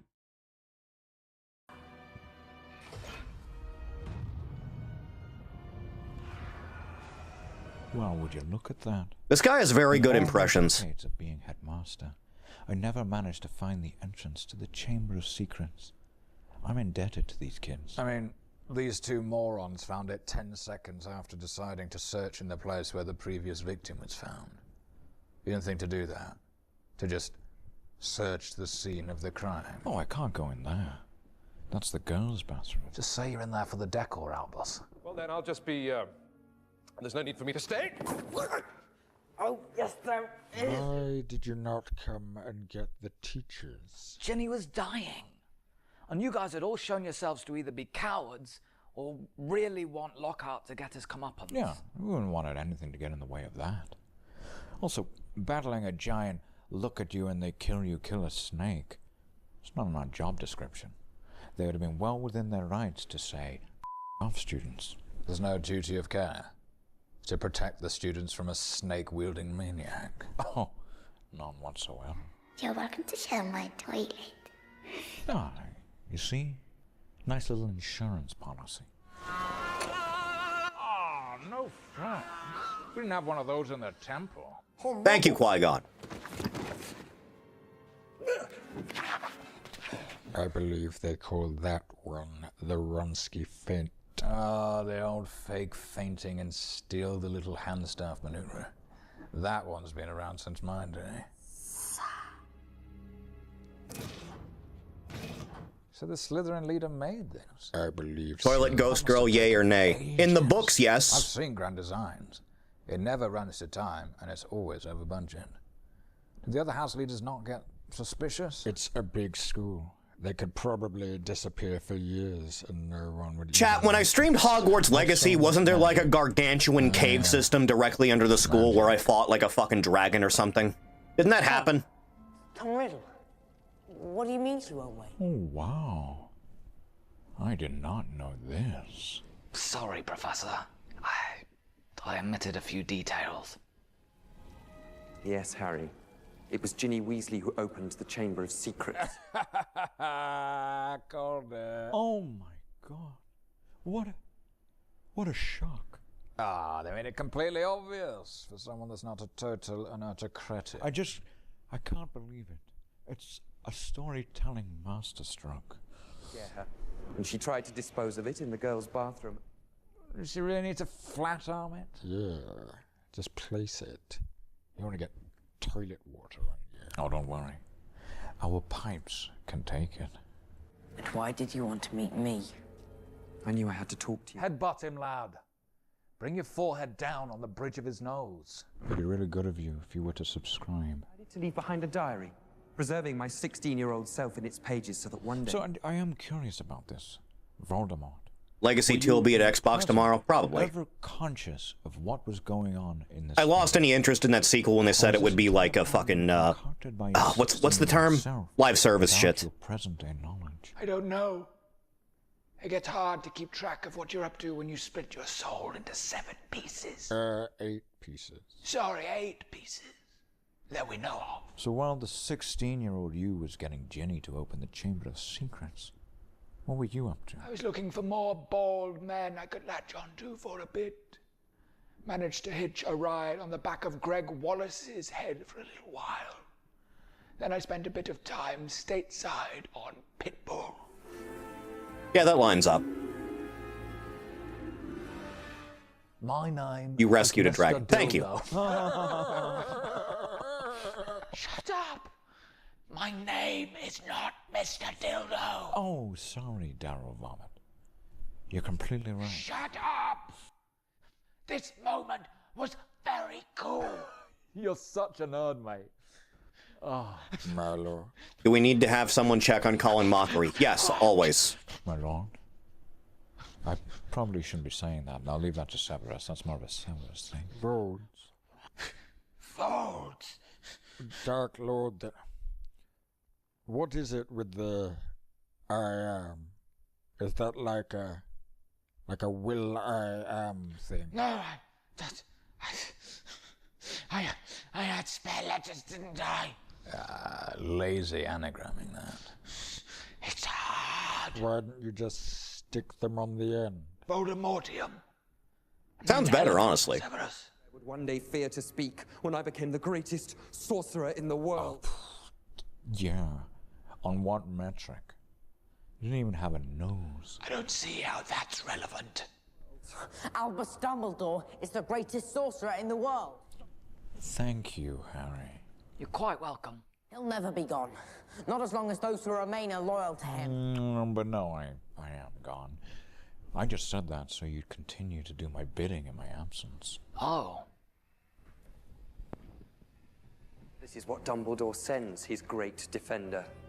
A songbird and an old hat. Hey, don't knock it.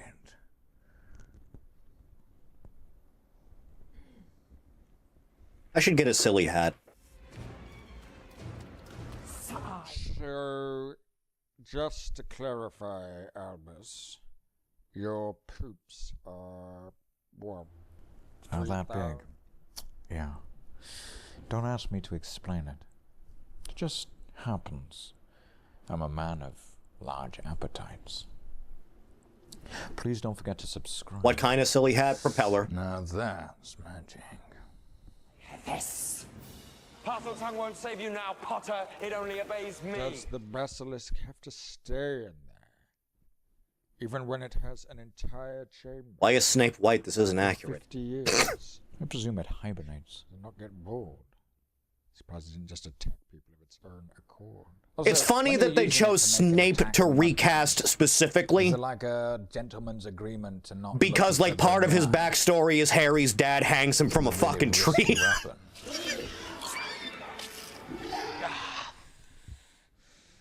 It's eating the eyes. Now Fawkes can kill people with a single look. Ah, but then the basilisk wouldn't be able to see Fawkes' eyes to kill it. On purpose, likely. Could you imagine? Headbutt it, son. Bring the crest of your head down into its snout.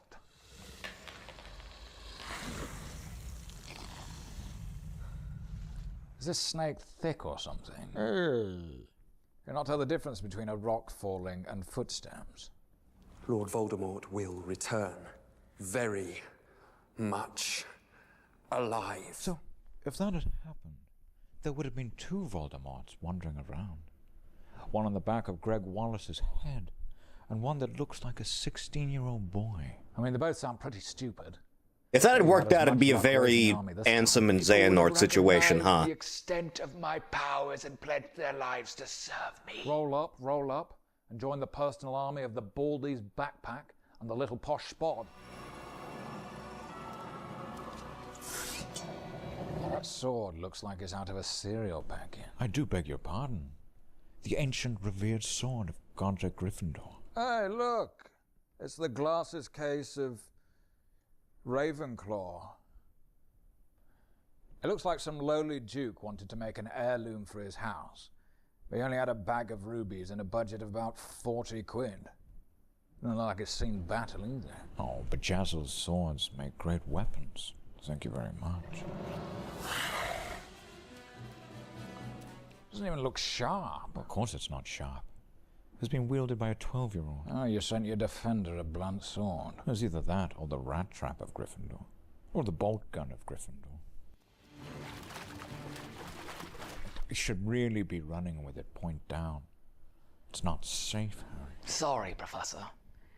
Safety first. Top swiping, son. Really making a dent.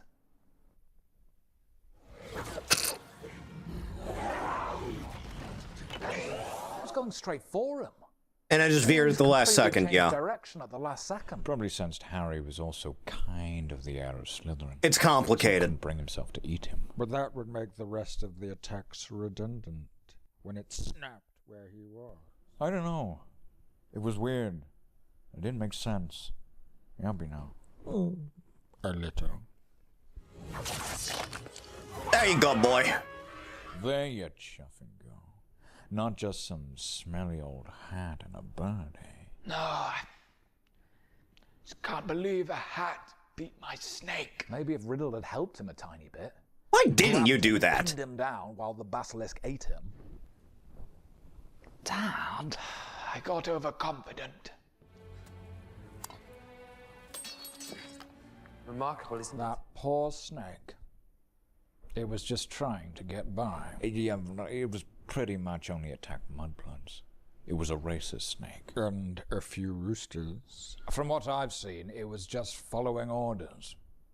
Also, imagine how lonely it would have been. You can't even make eye contact with someone. Probably didn't have a great quality of life. Wait, did you say roosters? What? Oh, a rooster's crow kills the basilisk stone dead. What? Why was this not mentioned? Roosters a dime a dozen. Why didn't he not just pull a crowing rooster out the hat? Or why did Fawkes not just cut out the middleman and airdrop him a hutch of roosters? Well, it's more fun this way. There's a reason they didn't even think to bring it up, because it's really stupid and trivializes the entire plot. Valor, hello. Don't spoil it for Gandalf. No, I knew it was coming. I thought this film was clever. Maybe it's just clever for idiots. Back from Cold Stone and Chinese buffet. Blood mother soon, Harry. Did you bring me my smoothie? Christmas together this year. Harry? That'll be fun, won't it? Little dead family Christmas. A silly little girl. Well, they ran out. You hate to see it. Were made for stabbing, and that's just what they'll do. I was referring to the guinea weasel.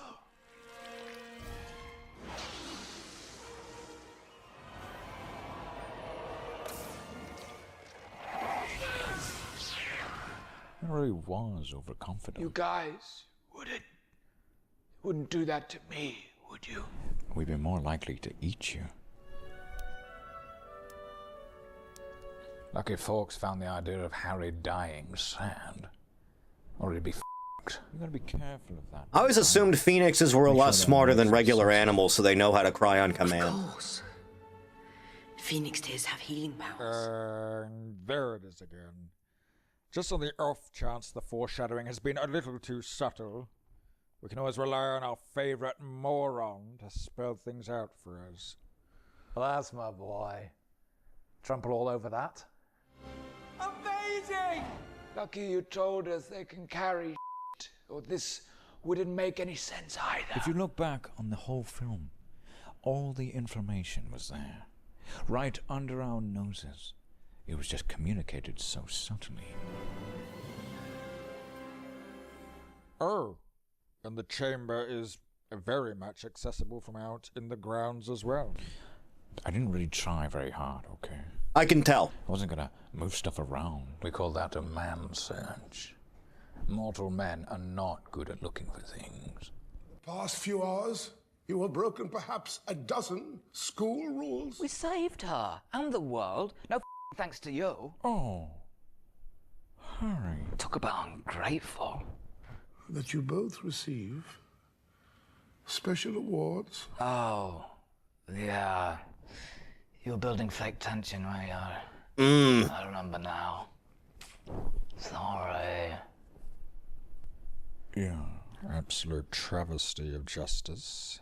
You must have shown me real loyalty down in the chamber. I did say that you were the greatest wizard. Is that real loyalty? More of a crass one-upmanship. I'm the best. No, he's the best. No, Yeah, I'm not sure I'd call it loyalty. Loyalty would be, hey, Harry, denounce Dumbledore and I'll bring Ginny back, and then we together, well, we can have everything we ever wanted. Ginny's probably all you want, then. No, you just slide dog. You're right. No idea, then. Voldemort transferred some of his powers to me. We're all above it. I mean, we're all thinking it. Don't say it. We're above it. Nobody needs to say it. Sounds like they shagged. Be careful. Oh, real sharp sword, that. Kind of sword you can just grasp by the blade. That basilisk must have been coming at him at a rate of knots. It would take a true Gryffindor to pull that out of the hat. No, I am no fan of Gryffindor, but in this instance, I must say it's a good job. It was a Gryffindor who was down there, and not anyone else. I doubt pulling out a magic... Could you have just Avada Kedavra the fucking snake? He could have chucked the Would that cup have down worked? the snake's throat, made it choke. It's not a cinematic, though, is it? Hufflepuff choking the snake. That's not an image I'd like to dwell on. Ah, the eugenicist. Oh, I told you all to warn me if that thing was coming back. Mr. Gandalf's unpleasant reactions have totally destroyed Dobby's confidence. Look, Dobby, I'm sorry, okay? In my world, we just have these nasty goblins that look a lot like you. And it's a bit weird learning to look upon you fondly. But that's just my prejudice, and I can see that you've got a good heart. I'm sorry I was so rude to you. Oh, Mr. Gandalf, you are forgiven. If it means I have your friendship. Well, that Arthur Weasley's daughter was taken into the chamber, they saw fit to summon me back. Well, who better to save the life of an endangered student than the headmaster ousted for putting the students in danger? Well, I can't help it if everybody loves me. By means of this. Well, I, for one, am furious. You know, it's weird in hindsight that they built up Draco's dad as like somebody when he's a jobber at Slip best. ourselves in some mudblood's cauldron. Well, if you ever see Lucius again, you can take it up with him. To save the day. Don't worry. I will be. Oh, you just wait until I get that love charm off you, Potter. See how confident you are then. Hey, that was aggressive. Sorry, Potter. That was over the line. Oh, it's all right, Sandwich Mort. I know that you didn't mean that.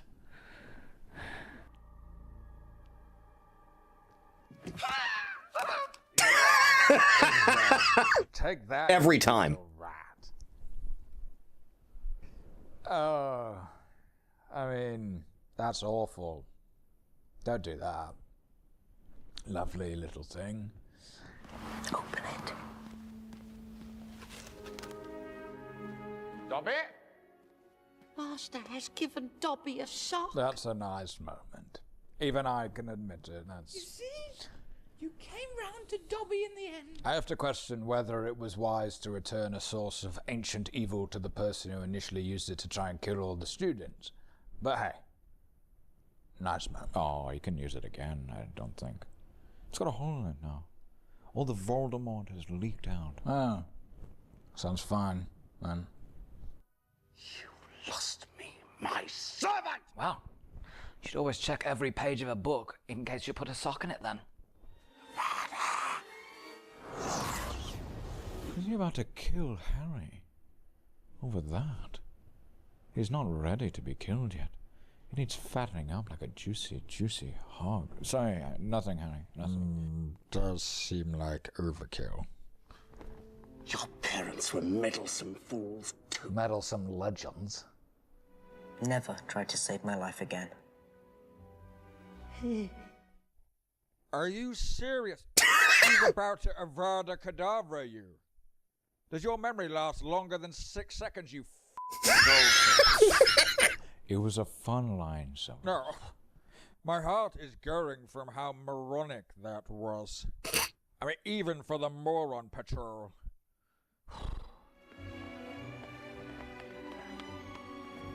So you got my message? The snake's a cracking singer. The snake's got pipes.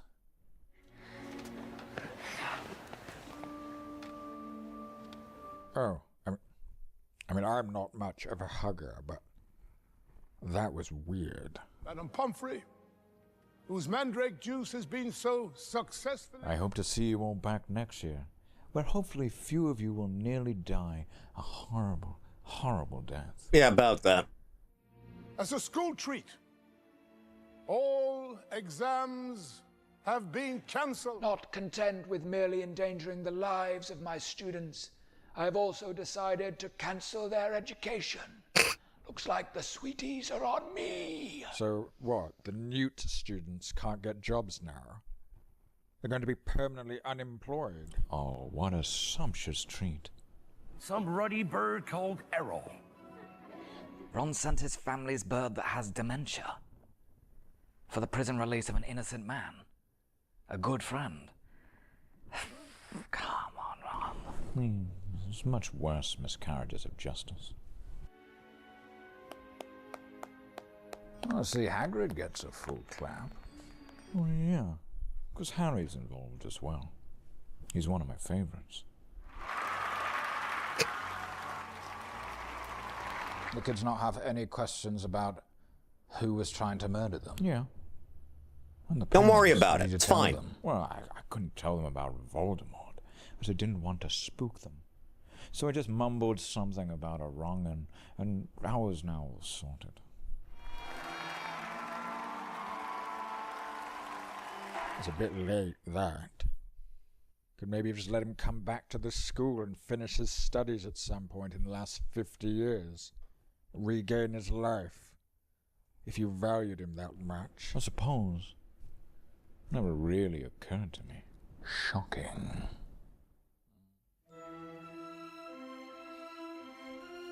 Well, that was good fun. Bit similar to the first film, but I guess that's because of this odd new 8-act structure I'm unfamiliar It's bizarre, with. I know. Exactly. You've got to establish a pattern first. So what happens in the next one? The students try and survive a year at Hogwarts, but they can't because Voldemort has an evil plan to return to full power and kill them all. No. Oh. Yeah, no, slightly different to that. Well, this I have to say. Dobby! Stop! Oof. Doesn't feel... I like these. These are fun. I've been amusing myself with this lately. Ah. Next! From Steve Mould, Nature's Optical Illusion.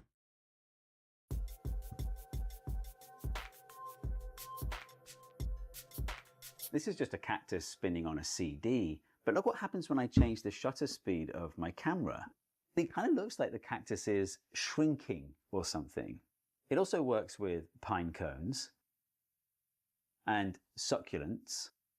But why do all these things in nature seem to grow when you spin them? Or if you change the speed, they seem to shrink instead? Well, you might already have guessed that it only looks this way through a camera, though it is possible to get it working for the naked eye. I'll explain how later, because it's actually It's a very something specific you can thing. make for yourself, or buy if you want it to actually look nice. I'm projecting. So it works kind of like a zoetrope, but with more interesting maths. The way this traditional zoetrope works is, as the slits go past your eye, you're shown a brief flash of the picture on the opposite side, and each one of the pictures is a frame from an animation. You can make 3D zoetropes by throwing away the black drum with the slits in it, then arranging your 3D models in a circle. Without the black drum, you have to rely on the frame rate of your camera to make it work. You just have to spin your zoetrope at the right speed so that every time your camera takes a frame, the zoetrope has moved around by 1 frame. By the way, it doesn't have to be 3D. Look at these vinyl records. This is the Fire and Stone album by Prince Fatty. This is a special edition Lion King album. This one's the Rolling Stones. You know, technology used to have really nice gimmicks to it that were interesting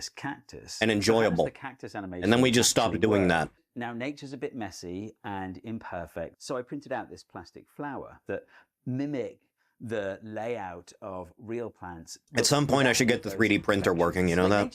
At some point, I should do that. Plastic flower, it's just geometrically perfect. Isn't that amazing? It's like the flowers opening up, but it's just constant, just new petals appearing all the time. So we need to know, what is this pattern? Why does it appear in nature? And why does it appear to shrink and grow when you spin it? Well, no one can answer those first 2 questions better than Ben Sparks. So I'll leave a link in the description to his video. 3D print the Midna fuck doll. I don't think it's geometrically possible to do that, I'll be honest. Some kind of molecular machinery that Wouldn't I need one that's like the size of my room to do that?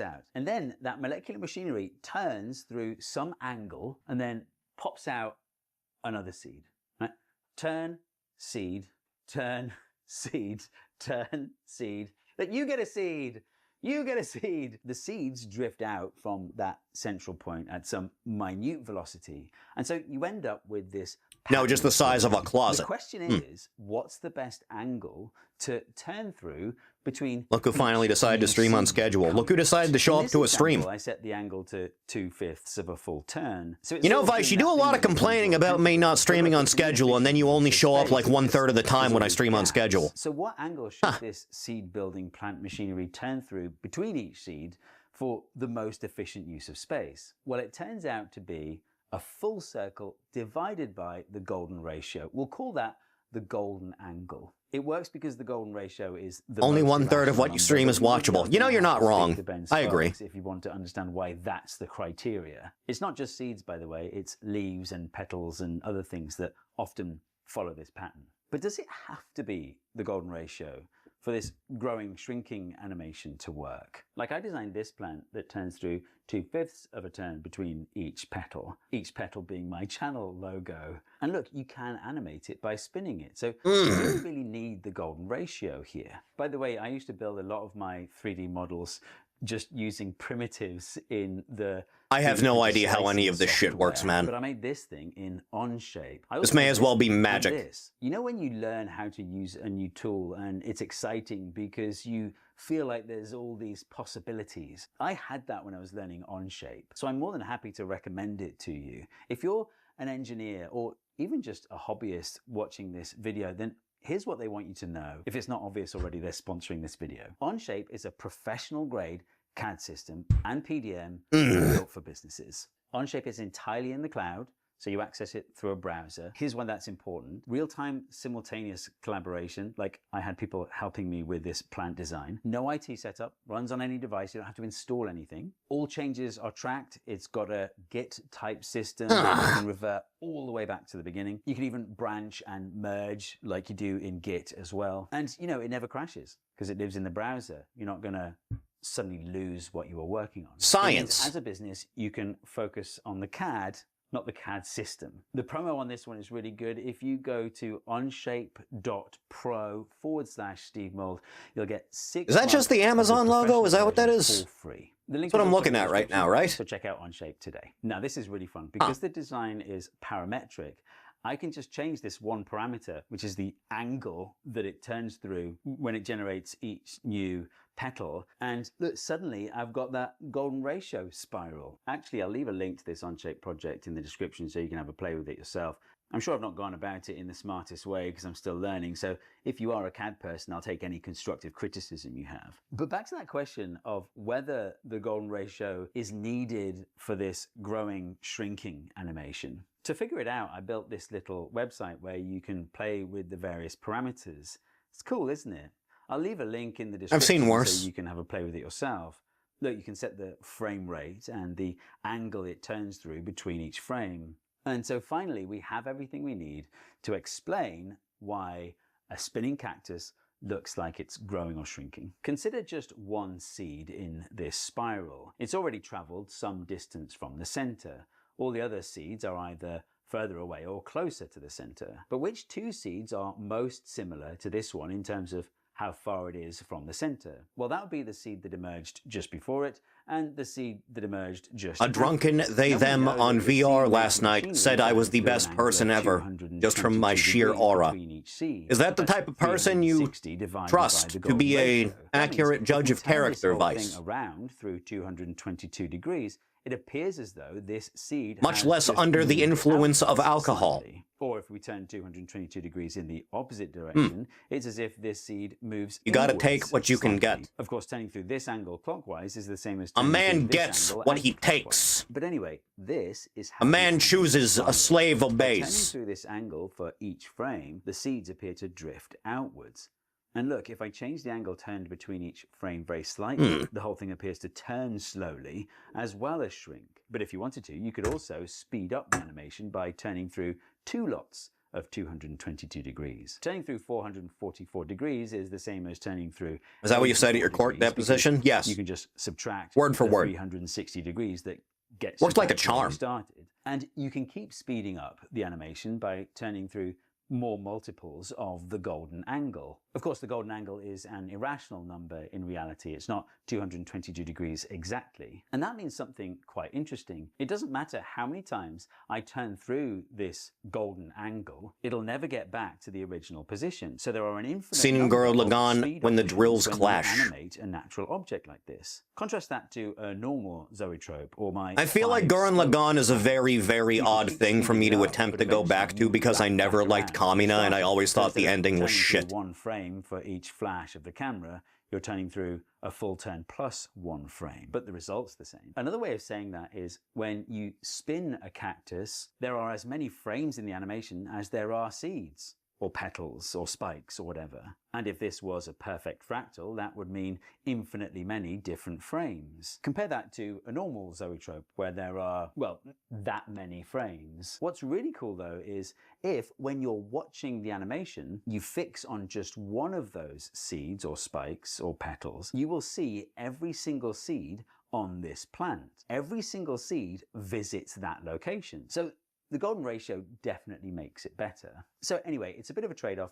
With a normal zoetrope, you've got all this freedom of movement, but with a natural zoetrope, you only have the shrinking and growing, but you have all these different speed options. But Optical illusions are an odd thing that I'm that's surprised what we haven't grown out of Vtuber yet. did with this design. The tentacles turn through a small angle with each new frame, so it looks like it's spinning. A few of his designs do that, actually. I really like this Romanesco broccoli because it's a fractal. I mentioned earlier that you only see the effect in camera, but that it's possible to make it work for the naked eye. And you do that with a strobe light, which is what's going on with this Novatropes device. This ring of LEDs flashes at about 40 hertz, and then the speed of the spinning shape is fixed. Gurren Lagann so that it retconned its turns own ending through before it the even golden happened. angle How do for you do every that? Flash of the strobe. By I panicking. actually had a chat with Brandon, who makes and sells these Novatropes The human things. mind And there's never a few overcame really cool illusions. Details. For example, this motor is a standard motor from a CD player. So he designed these parts to have the same hole size and thickness as a CD. So in the same way that a CD clicks satisfyingly into a CD player, these things click onto the spinning base. I actually correctly guessed the way that this device maintains the right speed. There's a gap here in the LED ring because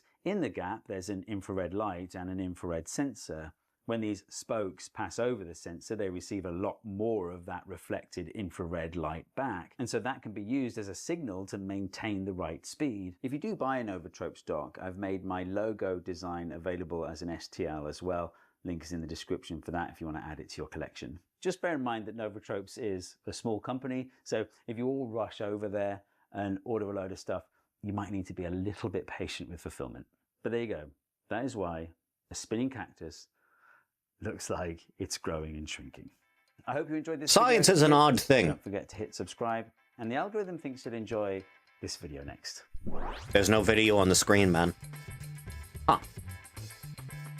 How very informative. Next! From Marfitimus Blackimus. I have no idea if I pronounced that right. Boomer shooter heroes disappearing. 37 seconds. Now I have time to play with myself.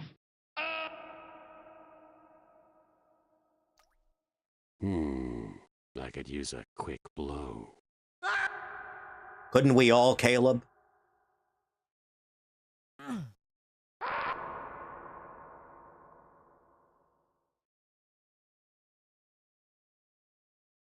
Goodbye, Gordon.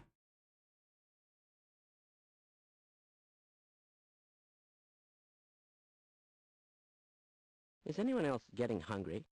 I always am, Dr. Kleiner. Shut up. Fuck you, Eli. Huh. All right, I'll get more. We still have time. We still have time to go through. Hang on. Hang on a second. I'll get more. Hang on. Oh, Jesus. Oh, God. There's still too many things to work off of. Give me a minute. Give Pappy a minute. Now, Pappy's old. Pappy's old and he needs a minute sometimes. Hang on. Hang on just a second now, children. Hang on. Oh, Lord God above. Oh, I don't have my reading glasses on. Oh, no. Oh, Jesus. Oh, God. Oh, the darkness.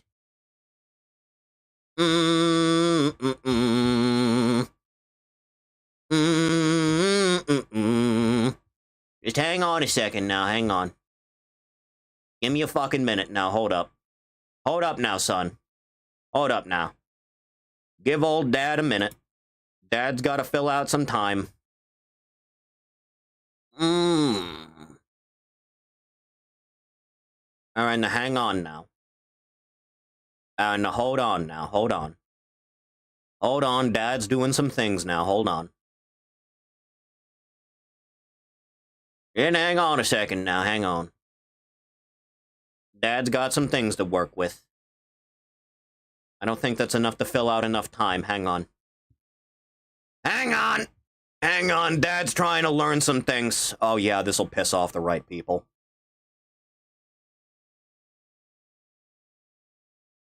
Oh yeah, this'll probably be enough. That'll piss off the right people, I think.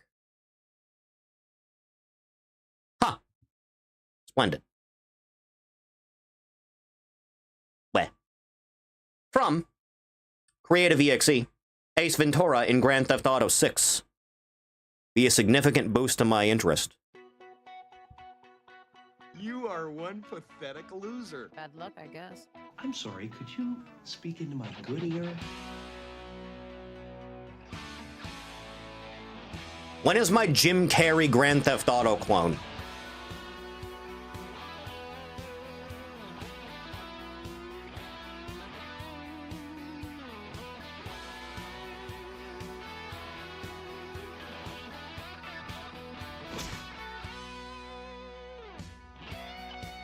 This game is going to be such ass. Well, yeah!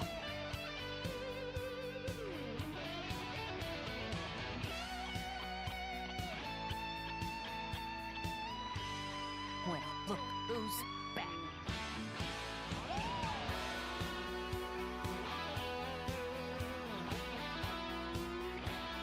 I'm looking forward to this game running in single-digit frame rates. Trust. Trust.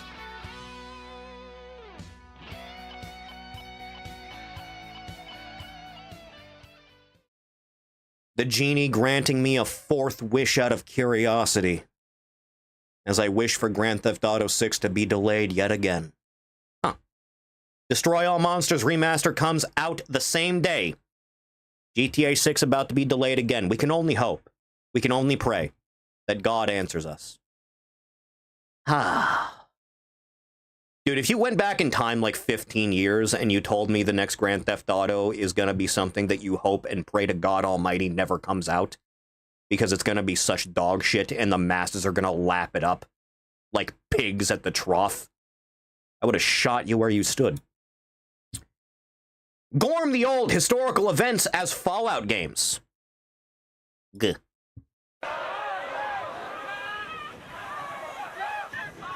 You failed to learn anything. No fucking way this makes its budget back. You underestimate the power of normies screaming about this game for 15 years.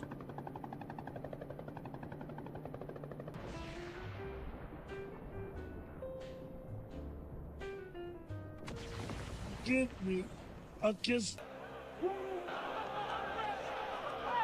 Triple fire emoji. Ugh. Ah, Christmas.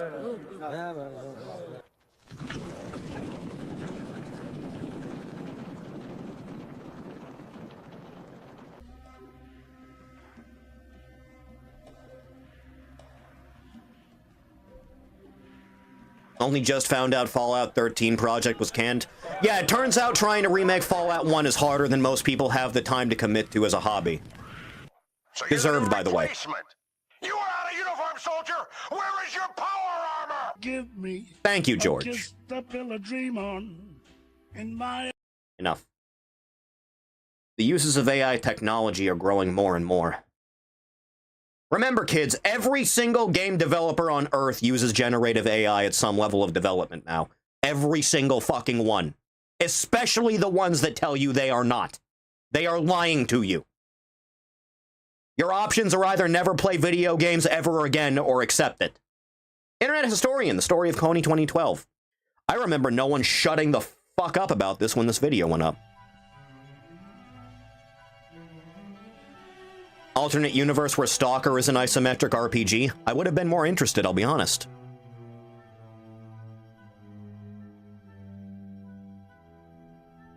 Coney 2012 is the story of a man, Jason Russell, and his relentless quest to stop Ugandan warlord, Joseph Kony. I like that this is the first time anyone in the free world heard of the concept of child soldiers. Called Invisible Children published a It took them until 2012 to figure that one out, evidently. It was an awareness campaign seeking to mobilize action to capture or kill Ugandan warlord Joseph Kony. And the goal of the story was to make Kony famous. 30 minutes long, it really tried to pull at your heartstrings. At the end of my life, Gundam had those for decades. that the world we've left behind. It took the normie masses so long. A place that doesn't allow Joseph Konys and child soldiers. And little Gavin would have been proud. I knew about child soldiers from MGS. YouTube ever had. We wanted. I feel like I was familiar with the concept when I was in single digits. 2012. We got 500,000 views in the first 3 hours. It received 100 million views in the first 6 days. 1.4 million likes. Click that link in the description below. Warlord meetings all the time. Dude's a weirdo and his checks always bounce. Yeah, that tracks. The provider assumed it was an attack and temporarily pulled the plug. The Times named it the most viral video ever. It raised the charity over $20 million. Boss, those are children. People really great work. That's why you're the best. Video and those Ugandan kids. 4 million hashtags. People changed their Facebook profiles, so you knew it was a big deal. A fan-made mobile game. Are you woke about Joseph Kony? Yeah, but are you woke enough to get a tattoo? People were up for pretty much anything to stop Kony, as long as it didn't involve any practical action. As they always do. One saved child. But who is Joseph Kony and what's all the fuss? Well, he's the leader of the Lord's Resistance Army, LRA. My God, you're greasy. And he really is one of the most evil people living today. Imagine the worst crime you can think of committing, and he'll have done it thousands of times over. Takes children, makes them kill their parents and eat their parents. The surviving girls would be kept as sex slaves, and the boys conscripted into the LRA as child soldiers. I know, it's kind of a bummer. It's all part of a little, you could say. That's been going on for 30 years. We'll get into the details later, but for now, consider this our one-dimensional bad. Remember, kids, we could have stopped this before it ever happened. And everyone cried, so Jason Russell, we never did that. The head of Coney 2012 and Invisible Children. He's a devout Christian, stereotypically Californian. I do consider myself a refined valley dude. But he has a bad boy side, too. Until it's time to break out the homemade explosives. 2003, when, as a naive, inspiring filmmaker, he goes to Uganda with 2 friends in search of a story. While driving through a rural village, a car was shot in front of us by a rebel army who was led by a guy named Joseph Kony. They drive to a city for safety and find this. Turns out it's part of a nightly routine. Kids live in the villages, but commute to the city to sleep there to avoid being kidnapped in midnight raids by the LRA. Thousands and thousands of kids. I'm sure they like having their sleep disrupted. Jason had I'm found sure a they're very story appreciative of that, man. and a cause.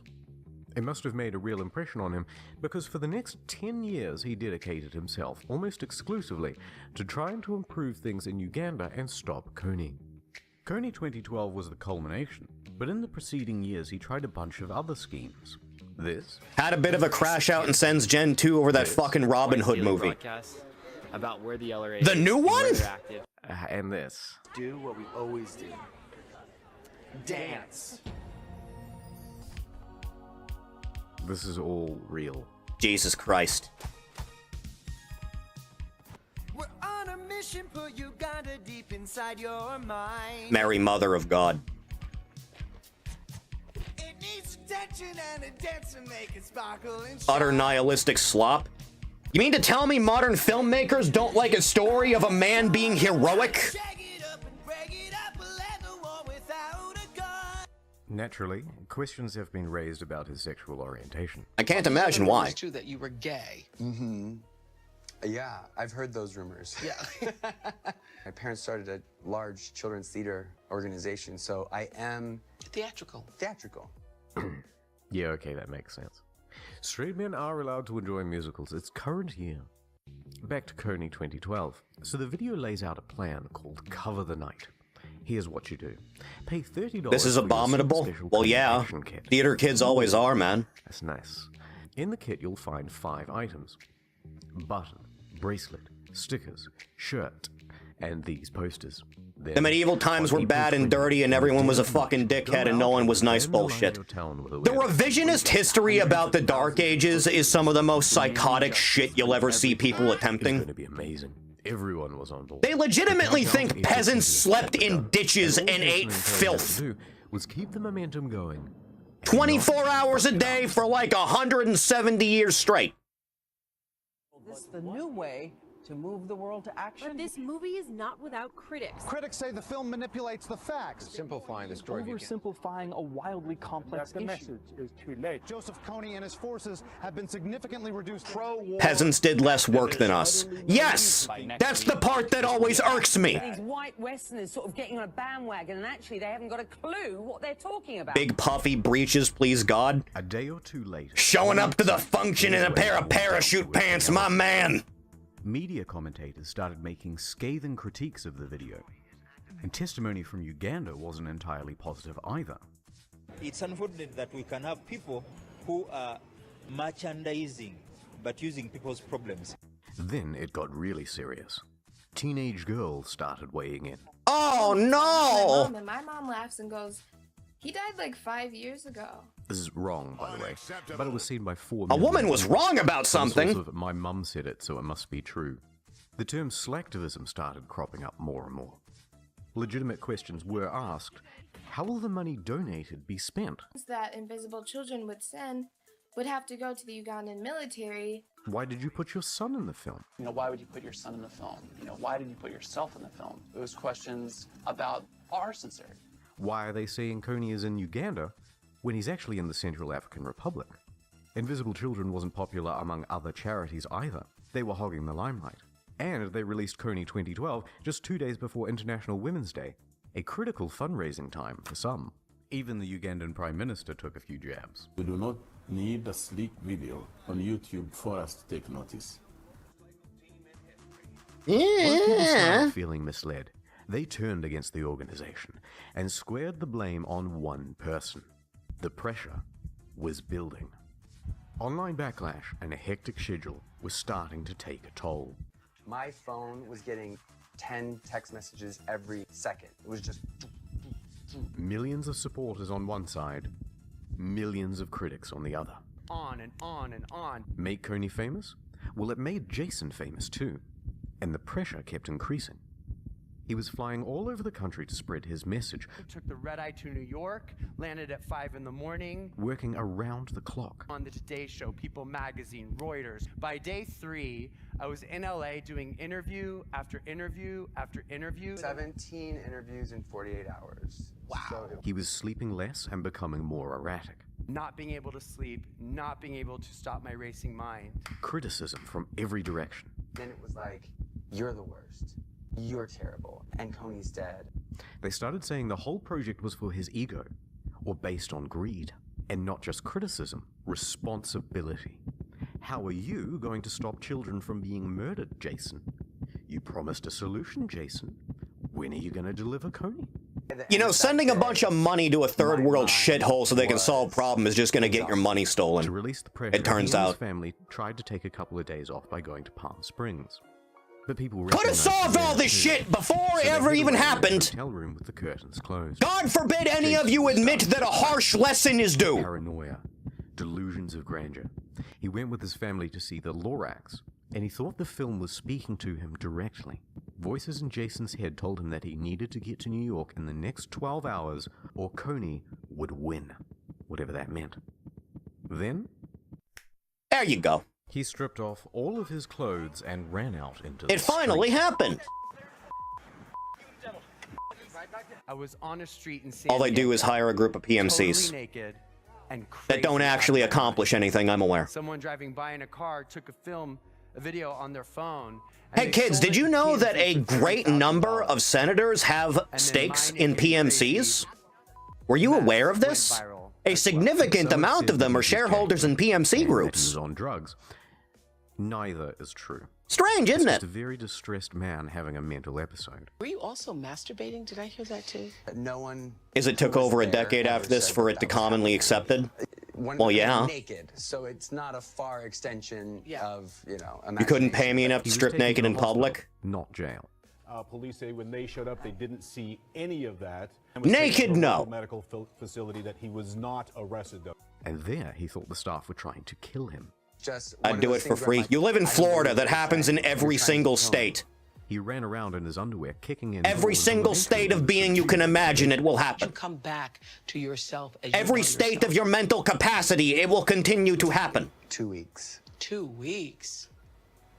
2 weeks. Whoa. Yeah. Later on, one Sharona Reed tried to sue Mr. Russell. Did Valor get auto-modded by YouTube's shitty auto-mod? I'm sorry, man. That just happens. I have no way to control that. Can you think of anything else that's worse than running around naked going like this on TMZ? Well, maybe one thing. The past really is a foreign country. Yeah. The countdown to and it'll continue to get worse. Still ticking. Thousands of kits had been sold. Get ready for an awareness campaign so effective you'll think you're living in Uganda. The kids rolled out into the street. Selfie sticks and posters ready. Let's do it. Let's save those kids. We're changing the world. I'd do my Finnish girlfriend naked in public. Oh, you actually tied that. Yes. Good man. I'm proud of you. That's my son. And then no one showed up. Well intended. Some took it as a chance to vandalize their neighborhood with impunity. The adults were left to clean up the mess. And despite the impression you might get from this fancy montage, the turnout was abysmal. Oh, yeah. Toronto, 50,000 people registered. Real attendance? 50. Sydney, 18,000 people registered. Real attendance?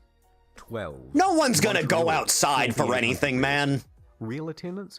0. Instead, the general public thinks they're making a difference by signing shit online and complaining about it. This is what 4 million Coney hashtags gets you. Now, I bet you want to know where Invisible Children, Jason Russell, and Coney are now. But before I tell you that, I want to go on 2 quick tangents of things I found while researching. In the Coney 2012 video, you'll see this guy, Louis Marino Ocampo, Chief Prosecutor for the International Criminal Court. This would be the organization that charges Coney if he was ever caught. Well, in 2017, a bunch of Louis' emails were leaked, and they detailed one hell of a caper to catch Coney and bring him to justice. I'm not making any of the following up, right? Set Dark up with his own Ashley. Good man. Lure Coney out of the jungle with Brad Pitt and Angelina Jolie. Oh yeah, that'll get him! Straight from a Hollywood movie, Angelina Jolie and Brad Pitt attempting to arrest an African warlord. So it would go, the A-list couple would fly to the edge of the jungle where Coney is hiding and call him up with an invitation to dinner. Coney, starstruck, would of course say yes. He'd show up, presumably bottle of wine in hand and ready to mingle. Then, imagine his shock. It was a trap all along. Special forces would pop out from behind the salad bar and get their guy. One idea appears to have been for Angelina Jolie to lure him to a private dinner where he would be arrested. It was a foolproof plan. But so true! It was never realized. Oh, I can't imagine why! According to Louis' weird emails, Ocampo approached George Clooney for use of Does Coney even know who Brad Pitt and Angelina Jolie are? Also attempted to recruit George Clooney in a plot to fly spy satellites. You know, I would normally say no, but given the state of the internet and the type of places that have access to the internet, despite the fact they really shouldn't, I would not put it past them. Okie doke. Anyway, he responded that the satellite wasn't powerful enough. So then Ocampo moved on to his backup. Half the African warlords I know would absolutely fall for that. What's the average IQ of each individual African country? Was it like 30? And there were some people having fun with Coney 2012 as well. Turns out Coney looks a lot like Carl Weathers in the movie Predator. So an idea was formed. I loved this bit happen, man. I remember this shit happening. It was amazing. The name. Then wait for the to immediately assume it's Coney. Then you call them racist. Just a few minutes of fun. Ah, it's beautiful. The official meetup pages. Promptly deleted. And we're back. So get a load of this total car crash, dumpster fire, shitstorm, diaper hurricane, am I right, guys? Yeah. Well, no. Despite all the mishaps and poor turnout, Coney 2012 was a massive success. The goal was to make an obscure warlord in rural Uganda a household name. And they succeeded. A reach in the hundreds of millions on a budget of about $1.5 million. Any marketing agency would kill for that. In fact, 7 years later, you probably clicked on this video because you have some vague notion of Coney and that video already. Now, let me give you a very brief rundown on where everyone is, then let's get out of here. Invisible Children, outside of long-term and small-scale projects, they've largely ceased operations. Joseph Coney, he's still out there, but his army is shrinking and splintering. He is effectively in hibernation. And Jason Russell, he's no longer with Invisible Children. He's also been breakdown free since 2012, but he's still doing the activism thing. Look, I've had to gloss over so many details in this video, and there are so many more questions to be answered, but I don't want this video to be an hour long or to take 2 months more to make, so I'm going to round this one off with a Q&A on the second channel. What about that $20 million they raised? Why didn't the US military or the Ugandan military ever just bomb the shit out of Coney? What did Coney have to say about the video? All of these questions, and a ton more, plus any questions you may have of your own. Uganda want to see it. Boo. Ha! Educational as always, my man. This was released in 2018. Got him. From CCTV Clip 67, Gunnery Sergeant Hartman visits The Exorcist. Full Metal Jacket. Hello, recruits. I'm back. This is Gunnery Sergeant Hartman. And today I'm visiting this Exorcist townhouse because apparently something up there is making people lose their minds. All right, Padre, what exactly is going on in this house? You look like you just saw a ghost with taxes to collect. Speak up. It's upstairs. Something's in there. I don't... Release more than a video every 2 years. Me too. Hey! You sitting there looking like you haven't slept since 1692? Snap out of it! I'm not here to play ghost games. I'm here to fix whatever the hell is wrong in this fucking room. Do demons typically feel physical pain inflicted on the host? Oh, so now the furniture's moving? Real cute. You're gonna snap out. I don't believe anything ever goes into detail about that. Why is she black? Diversity. No. I didn't come here for flat furniture. You're in my house now, supernatural or not. I don't care if you're a demon, a ghost, or a badly trained air conditioner. Shut up! I'm dreaming about you text you later. Hey! Whoever slammed that door better show themselves right now! You don't shut a door on a Marine and expect me to just let it slide! Wild Arlie Army wasn't meant to be in the movie, but because the actor wasn't able to replicate his performance, they just casted Army for the role instead. Generational casting, man. I'm a Marine, damn it! I don't scare, I don't run, and I don't break under pressure! You break my ceiling, you're paying for it! Put this fucking room back the way you found it! How would sex with a possessed person go? I would imagine pretty wildly. Just spit your damn dinner at me? I don't know what kind of supernatural table manners this is, but you better cut it out right now before I make you clean this entire room with a toothbrush! Oh my God. In the name of the United States Marine Corps! Grip like a tectonic plate!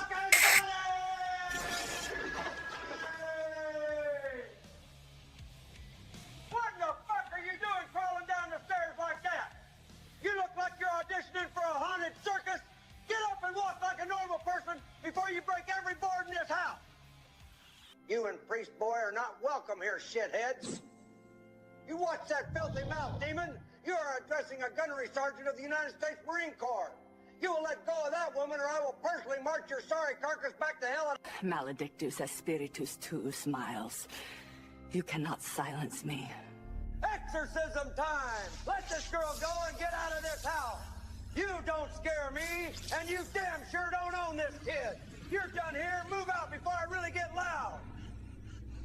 Does holy water have to be blessed inside a church, or is it just any water that a priest blesses? Good dog. Oh, mercy! Mission complete! The house is clean, the girl's safe, and whatever was in there won't be showing its face again. Now sound off in the comments and tell me where the hell I'm going next, people. Hurry up! Inside a church makes it holier. Huh. Next! Oh, Crowcat. Soul versus Soulless Resident Evil 4 comparison. He's completely right, by the way. I think the game turned out good, but it is a significant step down, especially for its time.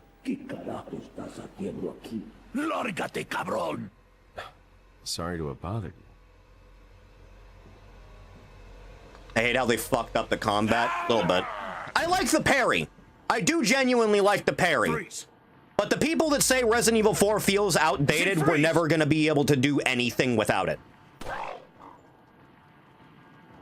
It's psychotic. Revolutionize first, third-person shooters forever. No one in current year can fucking appreciate it.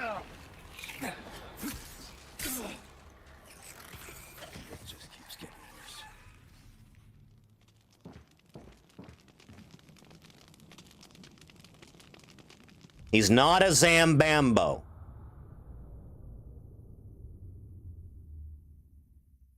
Resident Evil 4. I hate the Silver Ghost redesign. I'm disappointed they didn't bother to even rename it to Silver Ghost. You'd think it would have happened. Look at how good that shit looked!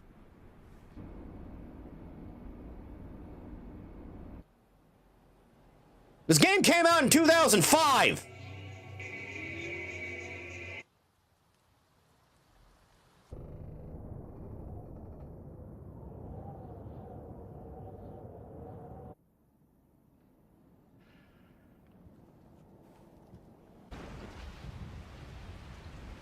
It's amazing what having actual art direction does for your atmosphere.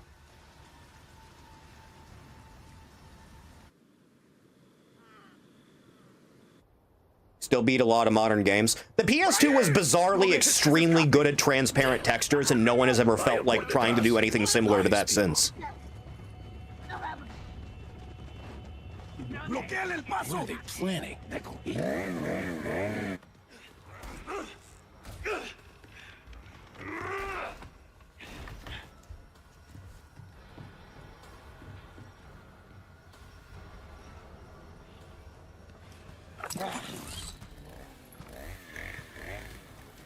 I hope the guy that voices Leon nowadays keeps getting work. He's a funny guy. Real silver Ghost IRL, get a Ruger KP85 or P89, cheap as hell. Gaming really did peak in the 2000s. Oh, yeah. I like Mercenaries more in the remake, so it has that going for it, I guess. The big cheese. What? It's him! Joder,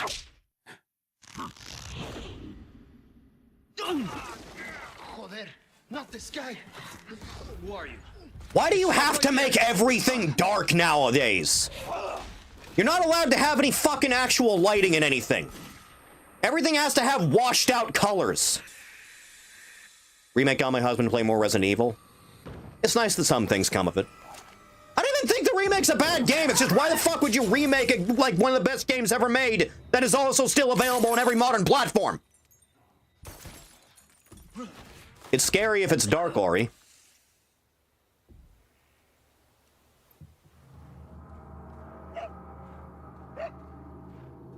RE4 has a bunch of random shit you can find throughout it that's just never explained. Like that sack that's never explained in anything ever. And just nothing ever comes close to it. Is that dog you find out in the farm the same one you saved from the bear trap? It's good that I don't know. Code Veronica always needed it more than 4? Absolutely. Code Veronica's rough at best. You can make some genuine fucking real improvements. Shit. Vámonos. And then you're gonna take out Claire calling Alfred a cross-dressing freak, so what's the point even?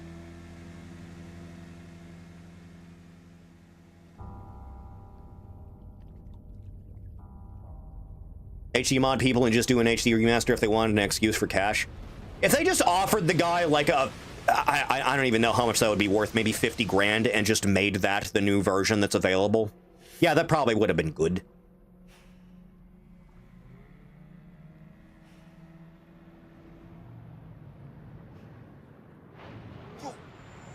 Del Lago.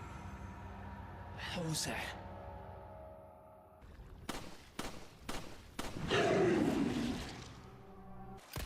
This is another thing that irks me, where everything has to be a fucking cutscene now.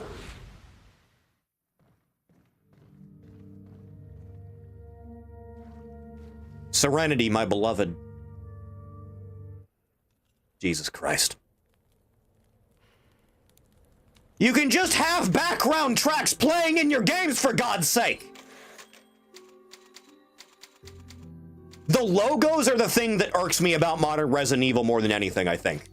Because all of them look the goddamn same now. It's been 6 hours since our last. They just recolor different letters in the logo now. Don't you mean lonely? Condor 1? You've been radio silent for 3 hours. Are you all right? Yeah, I'm fine. ¡Rápido! ¡Rápido! ¡Rápido! ¡Jala! ¡Usa los músculos! ¡Rápido! ¡Apúrense! ¡Por aquí! ¡Rápido! ¡Rápido! ¡Por acá! ¡Ay! Standing at 7 feet tall and weighing 300 pounds, El Gigante! Oh, that's one big man, baby. Ari had good brown girls. You're never gonna see a good one again. It's gonna be a tragedy. Please look forward to the RE5 remake starring the chick from Forspoken.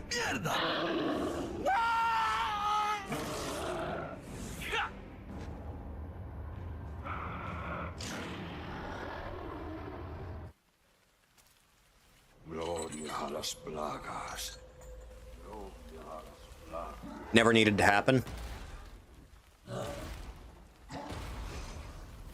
They're never going to do an RE5 remake. They are explicitly going to do an RE5 remake after Code Veronica. Mark my fucking words. They're going to remake Code Veronica, they're going to remake RE1, and they're going to remake RE5 because those are the games with Wesker in them. And then when RE10 comes out, Wesker is just going to be walking around fine. I guarantee you. Hand to God.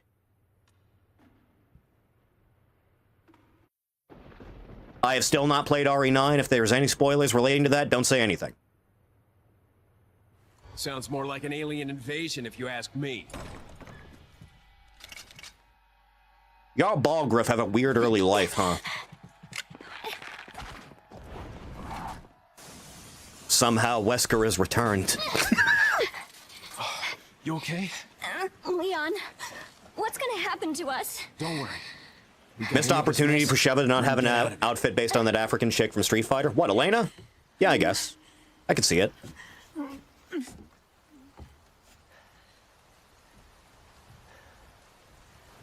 Hey, trust me. Wesker says it's Weskin time and Wesker's all over the place. That's my guy. That's how it should be. Instead of trying to chase esports craze every single time, like at least once a generation they try it, can you just make a fucking All-Stars, like, Mercenaries game with every single playable character from the series and every single prominent monster from the series? Oh, you pervert. Because I really like the Mercenaries in the remake of 4, man. Small world, eh? Well, I see that the president's equipped his daughter with ballistics, too. Titties! How rude! And I don't believe there's any relevance with my figure and my standing. Who are you? Oh, excuse me, your highness. They'll call this a moment of sexism that was necessary to remove despite the fact that Ashley immediately tells him to fuck off. Her name's Ashley Graham, the president's daughter. Is she... well, you know. Don't worry. She's cool. Hey, I dig Lewis's fit. Yeah, it was always nice. Senorita has a name and it's Ashley. You are? Name's Luis. Encantado. Great. I like Lewis in the remake, I'll give it that. I like him. I like that he gets more screen time. I like that we do the cart section together. Why does Ashley dress like a female Professor Layton? Ah! I assume President Graham was a conservative. Mm-mm. Hasta luego.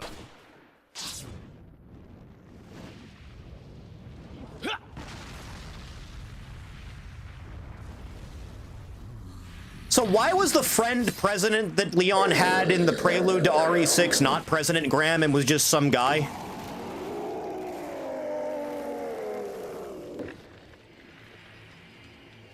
Why does Remake Lewis use Randy Pitchford grease in his hair? Because he's a Spaniard thief. They all look like that. God, I thank you for your gift. You want to get ugly? Let's get ugly. This boss fight sucks in the remake, by the way. Just constantly setting yourself on fire because you wander more than 2 feet in either direction.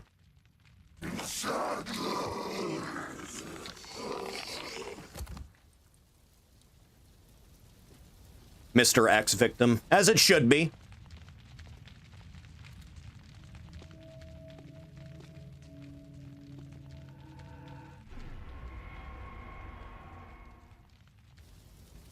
I want the All-Stars Mercenary game to happen because after you get through, like, a bunch of jobber enemies, like, let's say you mix and match some things and you're playing on, like, the cruise ship from Revelations 1. You get through, like, a bunch of Ganados and basic T-Virus zombies, maybe a couple Cerberus, and then you just start hearing the footsteps in the distance getting closer. Now that's dimes. RE4 campaign expansion mod. I know a couple of people have taken a crack at it. It's just they all look really rough, so I haven't bothered. Ready?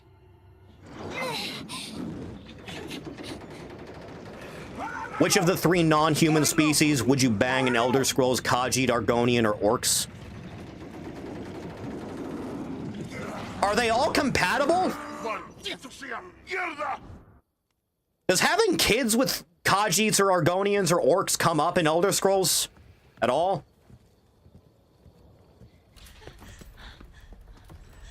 I mean, yeah. I don't just mean for the sex. I mean, can you have kids with them? What's going on? Come on. Yeah. Wait, aren't orcs in Elder Scrolls elves? Orcs are just a species of elf in Elder Scrolls, right? Come on. And I know they're compatible because Bretons exist. Yeah, probably orc chicks then. I could do that. That's my guy! Why'd they make him look like Bilbo in the remake? I'm still not over that. Generational heel work, man. Top 10. Me llamo Ramon Salazar, the 8th Castellan of this magnificent architecture. A most warm welcome to my castle. Such a pleasure to finally make your acquaintance. Remake has the lamest UI I've seen in any RE game. It's not great. Who the hell are you? Me? Oh, please, call me Ramon.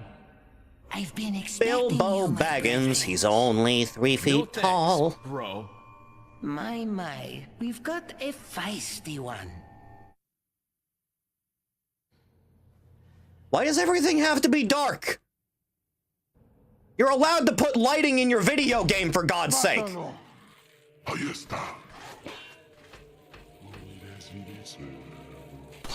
Element found art of him as a Shota. Salazar?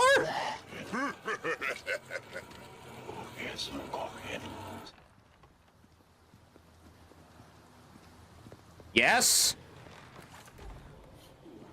That's very odd, I'll be honest. The entertainment. That's very specifically strange. Watch out!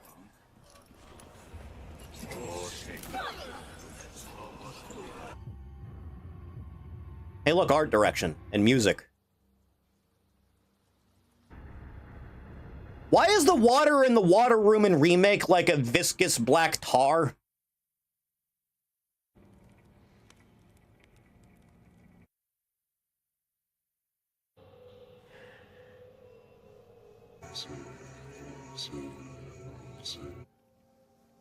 Cause Las Plagas.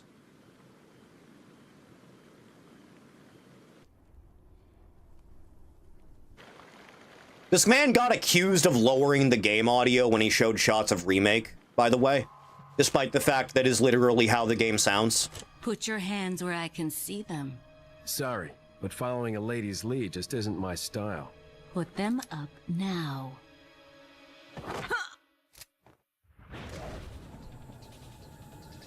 I always liked the idea that Ada thought she could get one up on him in this scene because she didn't know that he became like the baddest motherfucker on Earth between 2 and 4. You can stop right there. Oh god, I forgot her voice. I forgot. I fucking forgot, man. Wouldn't make me use this. Would you? Well, after 6 years, that is one hell of a greeting. Ada. You don't seem surprised. Interesting.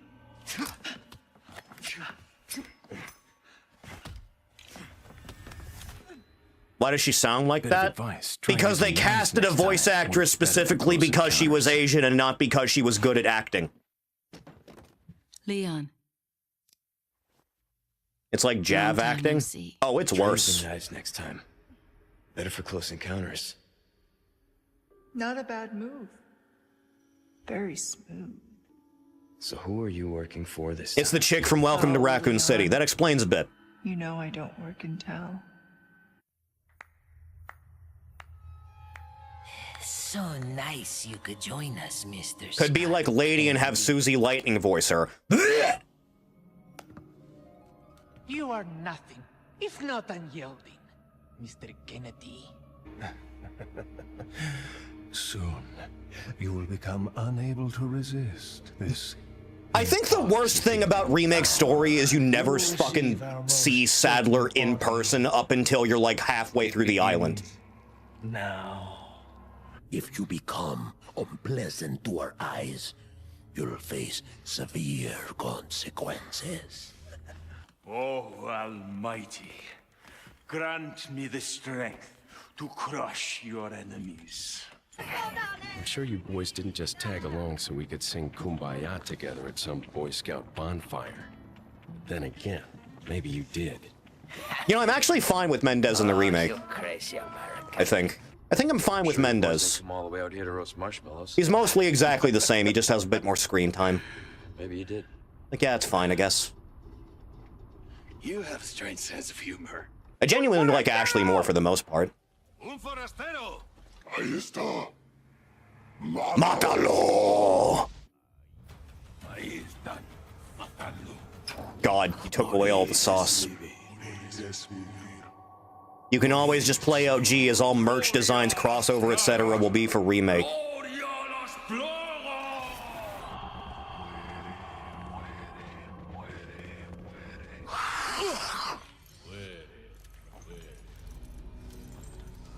You remember when they put female monks in the game? In the remake? Because I guess Salazar has diversity quotas to fulfill?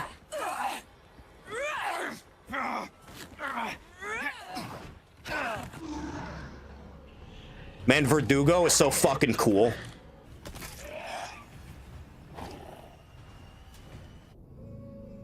Got something that might interest you. Let's do some business then. I really appreciate them not explaining Merchant in the remake, by the way. To speak on positives, I really appreciate they didn't bullshit an explanation in there. A choice of an avid gun collector.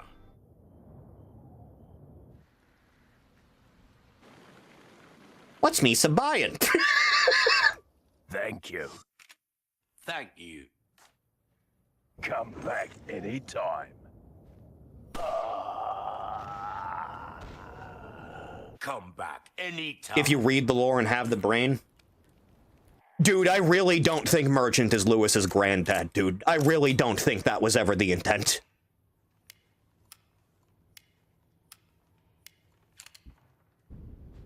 All the reload animations are really gimped, too. He absolutely is. It all fits. He's Australian! Suplex!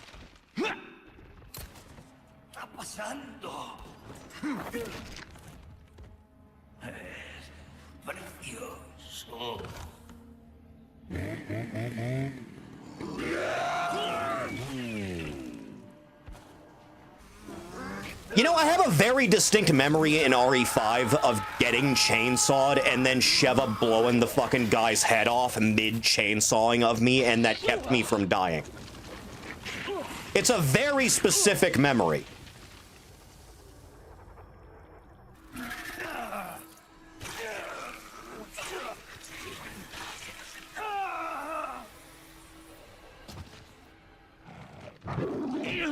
Bad dog!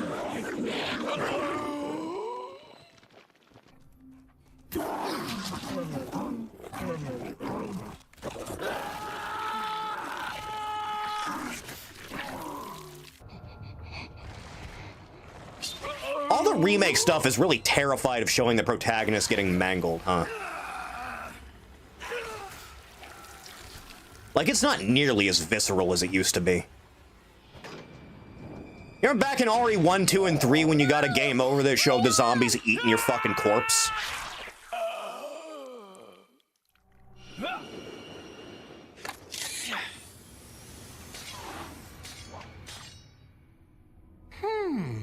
Where's the satisfying sound of one's impalement?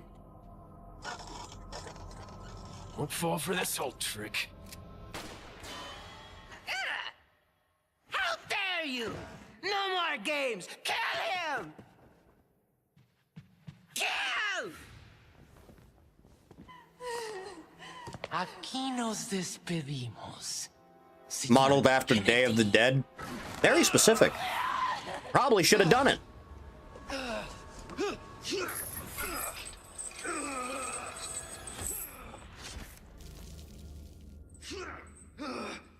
Why doesn't Leon have a grappling hook in the remake anyway? That never gets explained. What a weird thing to take away. Don't come any closer! I don't know how you managed to make the Ashley section worse, but you somehow managed it.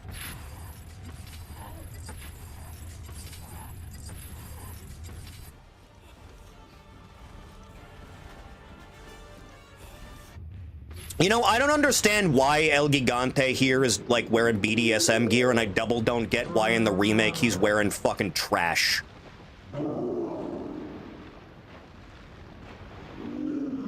And then he pops back up!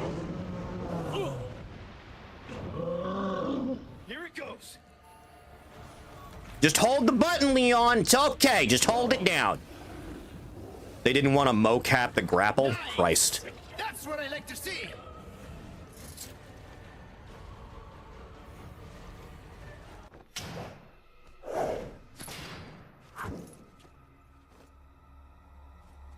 You know, I'm fine with them making this a boss fight. Controversial take, I know. I'm fine with it. Comrade. It should have been on the island, but still. I don't like the way he fucking talks, though. Long time no see, rookie. Major Krauser? He basically just talks like Bennett and Commando now. You're the one who kidnapped Ashley. You got on quick, as expected. After all, you and I both know where we come from.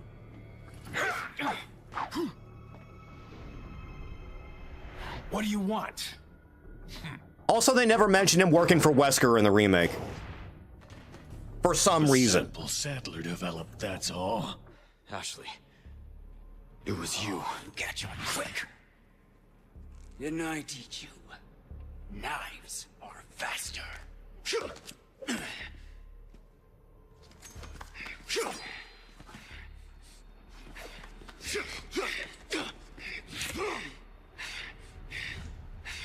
Not good.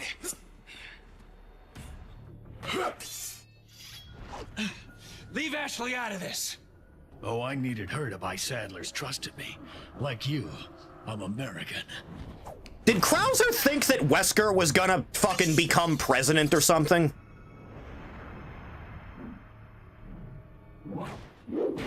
Toddbot, rate the President Wesker timeline.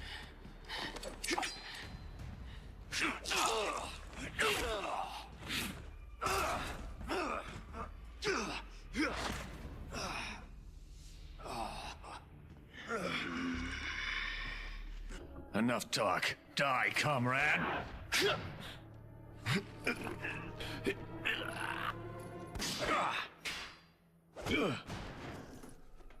Ada! Well, if it isn't the bitch in the red dress.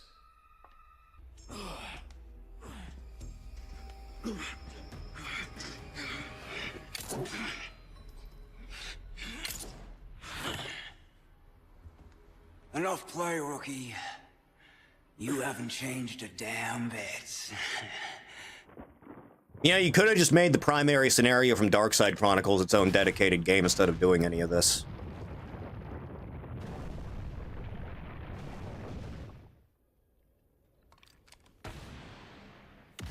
Yeah, let's just take away a cool thing. Let's just do that. Let's just not replace it with anything. Got some business to take care of. See you later. I always like the detail that Leon looks up her skirt for a second. My man is not immune to propaganda. Women. So true.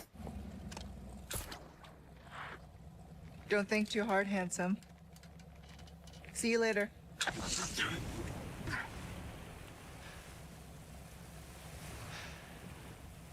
Story of my life.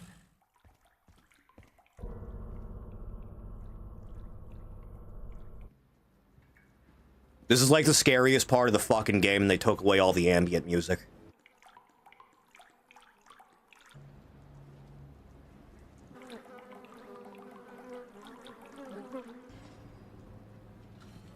Hello, stranger. Hey, bruh. Why was there a guy in there? Again, things that are never explained, nor should they ever be explained.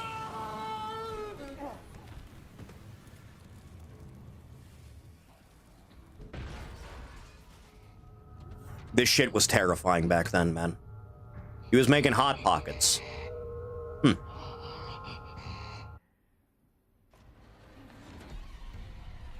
Oh, you have to have strings! You have to put strings in your music! Can't make the music just feel unsettling! How does a merchant set up all the cool colored torches? They're all in a box, they all collapse.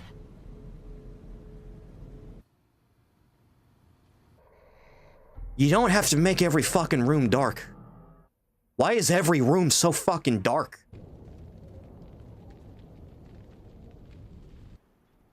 Jesus.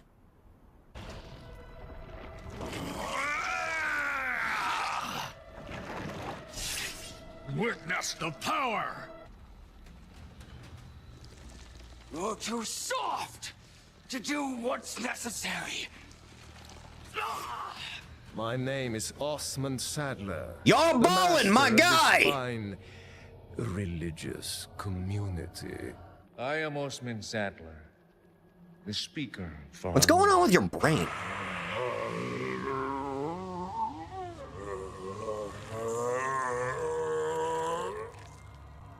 Chat, when I streamed Separate Ways, I just knifed Sadler to death on the stairs, right? And he died in like 10 seconds. He didn't get to do anything, right? If I recall correctly. Jin Kazama. Oh, Mr. Kennedy, you entertain me. To show my some dark Biden vibes. Awaken from your world of cliches. Have forsaken holy body. The bright gift.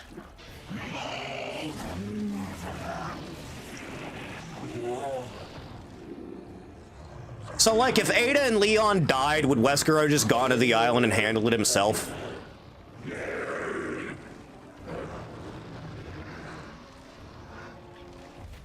Would he just gone up there and punched Sadler to death? Absolution.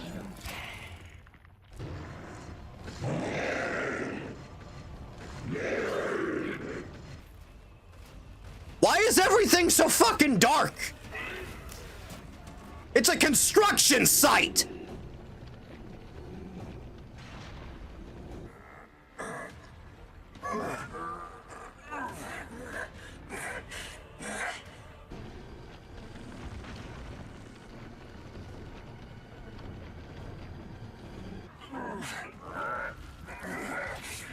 Sadler's plan was flawless, but he threw it away to grift some extra cash.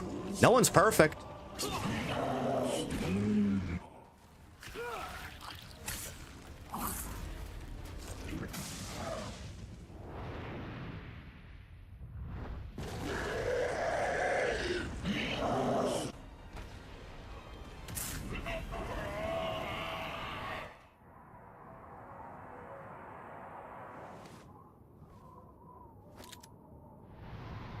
Sorry, Leon.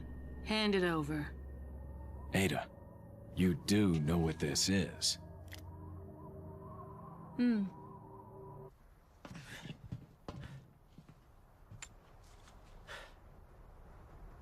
Ada.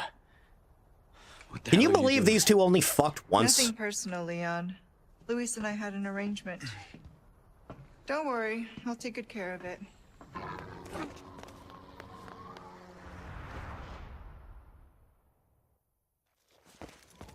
She used Zawarudo so she could slit between the helicopter blades. Don't worry. I'll take good care of it. Ada! You can Gotta tell go. she's reading off a If script. I were you, I'd get off It's terrible, isn't it? She really pushed it.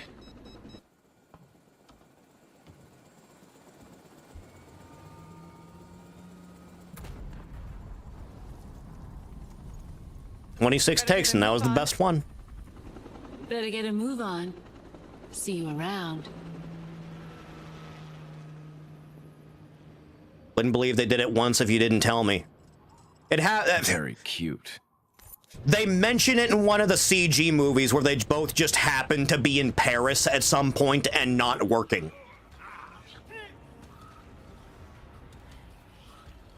Hang on, sweetheart. And then he flies away and she stays there. You like thrill rides? I love them. You're gonna love this. Oh no, you're dead. Never mind, it's just a little damage. No, you're gone.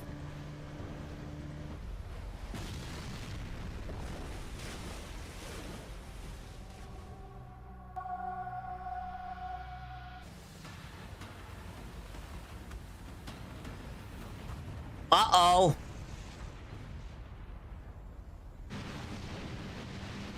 Marvel Media did irreparable damage to cinematic storytelling.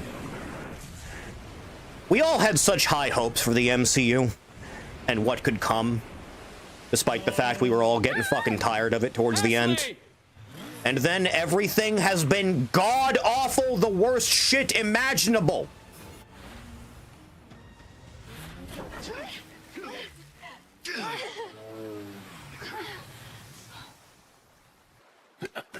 Come on. Let's go home. Sounds like a great idea. Mission accomplished. Have ever managed to hack Ashley's model to get decapitated? Assuredly. It has to have happened by now. Mission accomplished, right? Boy, you gotta be really uncomfortable in that sweater when it's soaked. You should probably take it off. Thank you for saving me.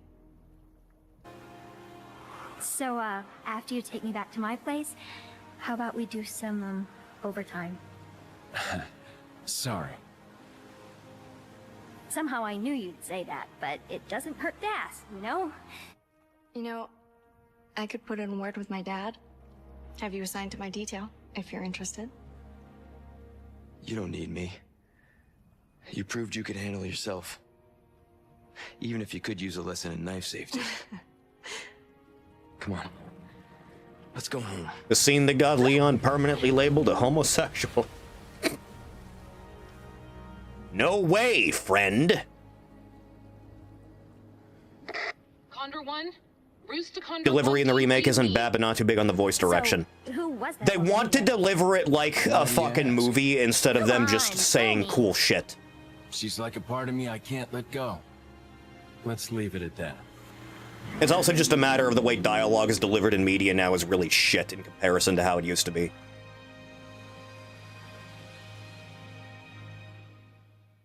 Also, the fact that Sadler and Salazar don't hack your communications in the remake so they can talk shit at you at periodic points.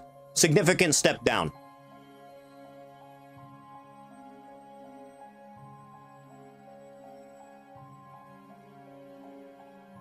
And ran out of good ideas and went for current comic crap. This is deserved for using Carol Danvers in anything now. Fuck Carol Danvers.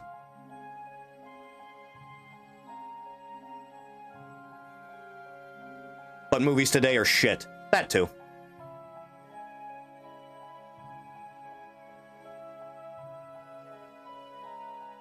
Whoa.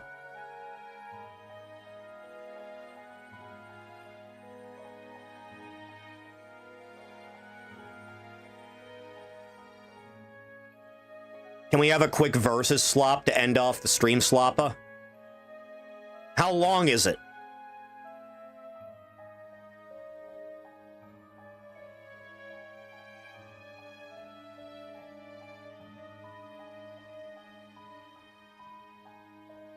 $50.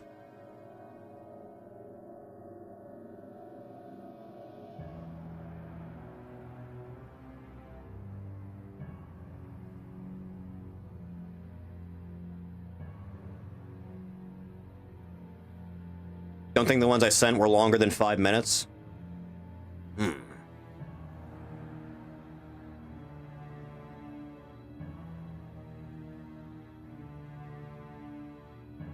I really don't like that they gave Laser Hallway specifically to Ada for separate ways in the remake, instead of just having it stay where it's supposed to. Like the gondola or even fucking U3, I can kinda get it. Not the Laser Hallway. Hunnigan, is that you? Finally, the line's jack free. Hey, Hunnigan, no glasses. Raiden crying in the corner. What's the status of the mission? I've rescued the subject. We're returning home. You did it, Leon. Thanks. You know, you're kind of cute without those glasses. Give me your number when I get back. May I remind you that you're still on duty. Story of my life. Leon, Ashley just asked you for sex. Huh. He's objectively correct, by the way. Objectively correct, my guy. So are you two going to argue about me watching one instead of the other, or is this just going to be a spot where I end the fucking stream? This is why you need to play hard to get. It's one of them things, isn't it? Ha! Where's my slipper? There's my slipper. Oh, the darkness. Oh, the evil of man. How long is this one? Oh, right, I can't tell because Discord embeds its videos with ads now. You wear slippers? I wear slippers around the house because I don't want my feet to become filthy at any point. Chat, how about we just save the rest for next time because I really need to piss! And quite frankly, it's getting bad. So...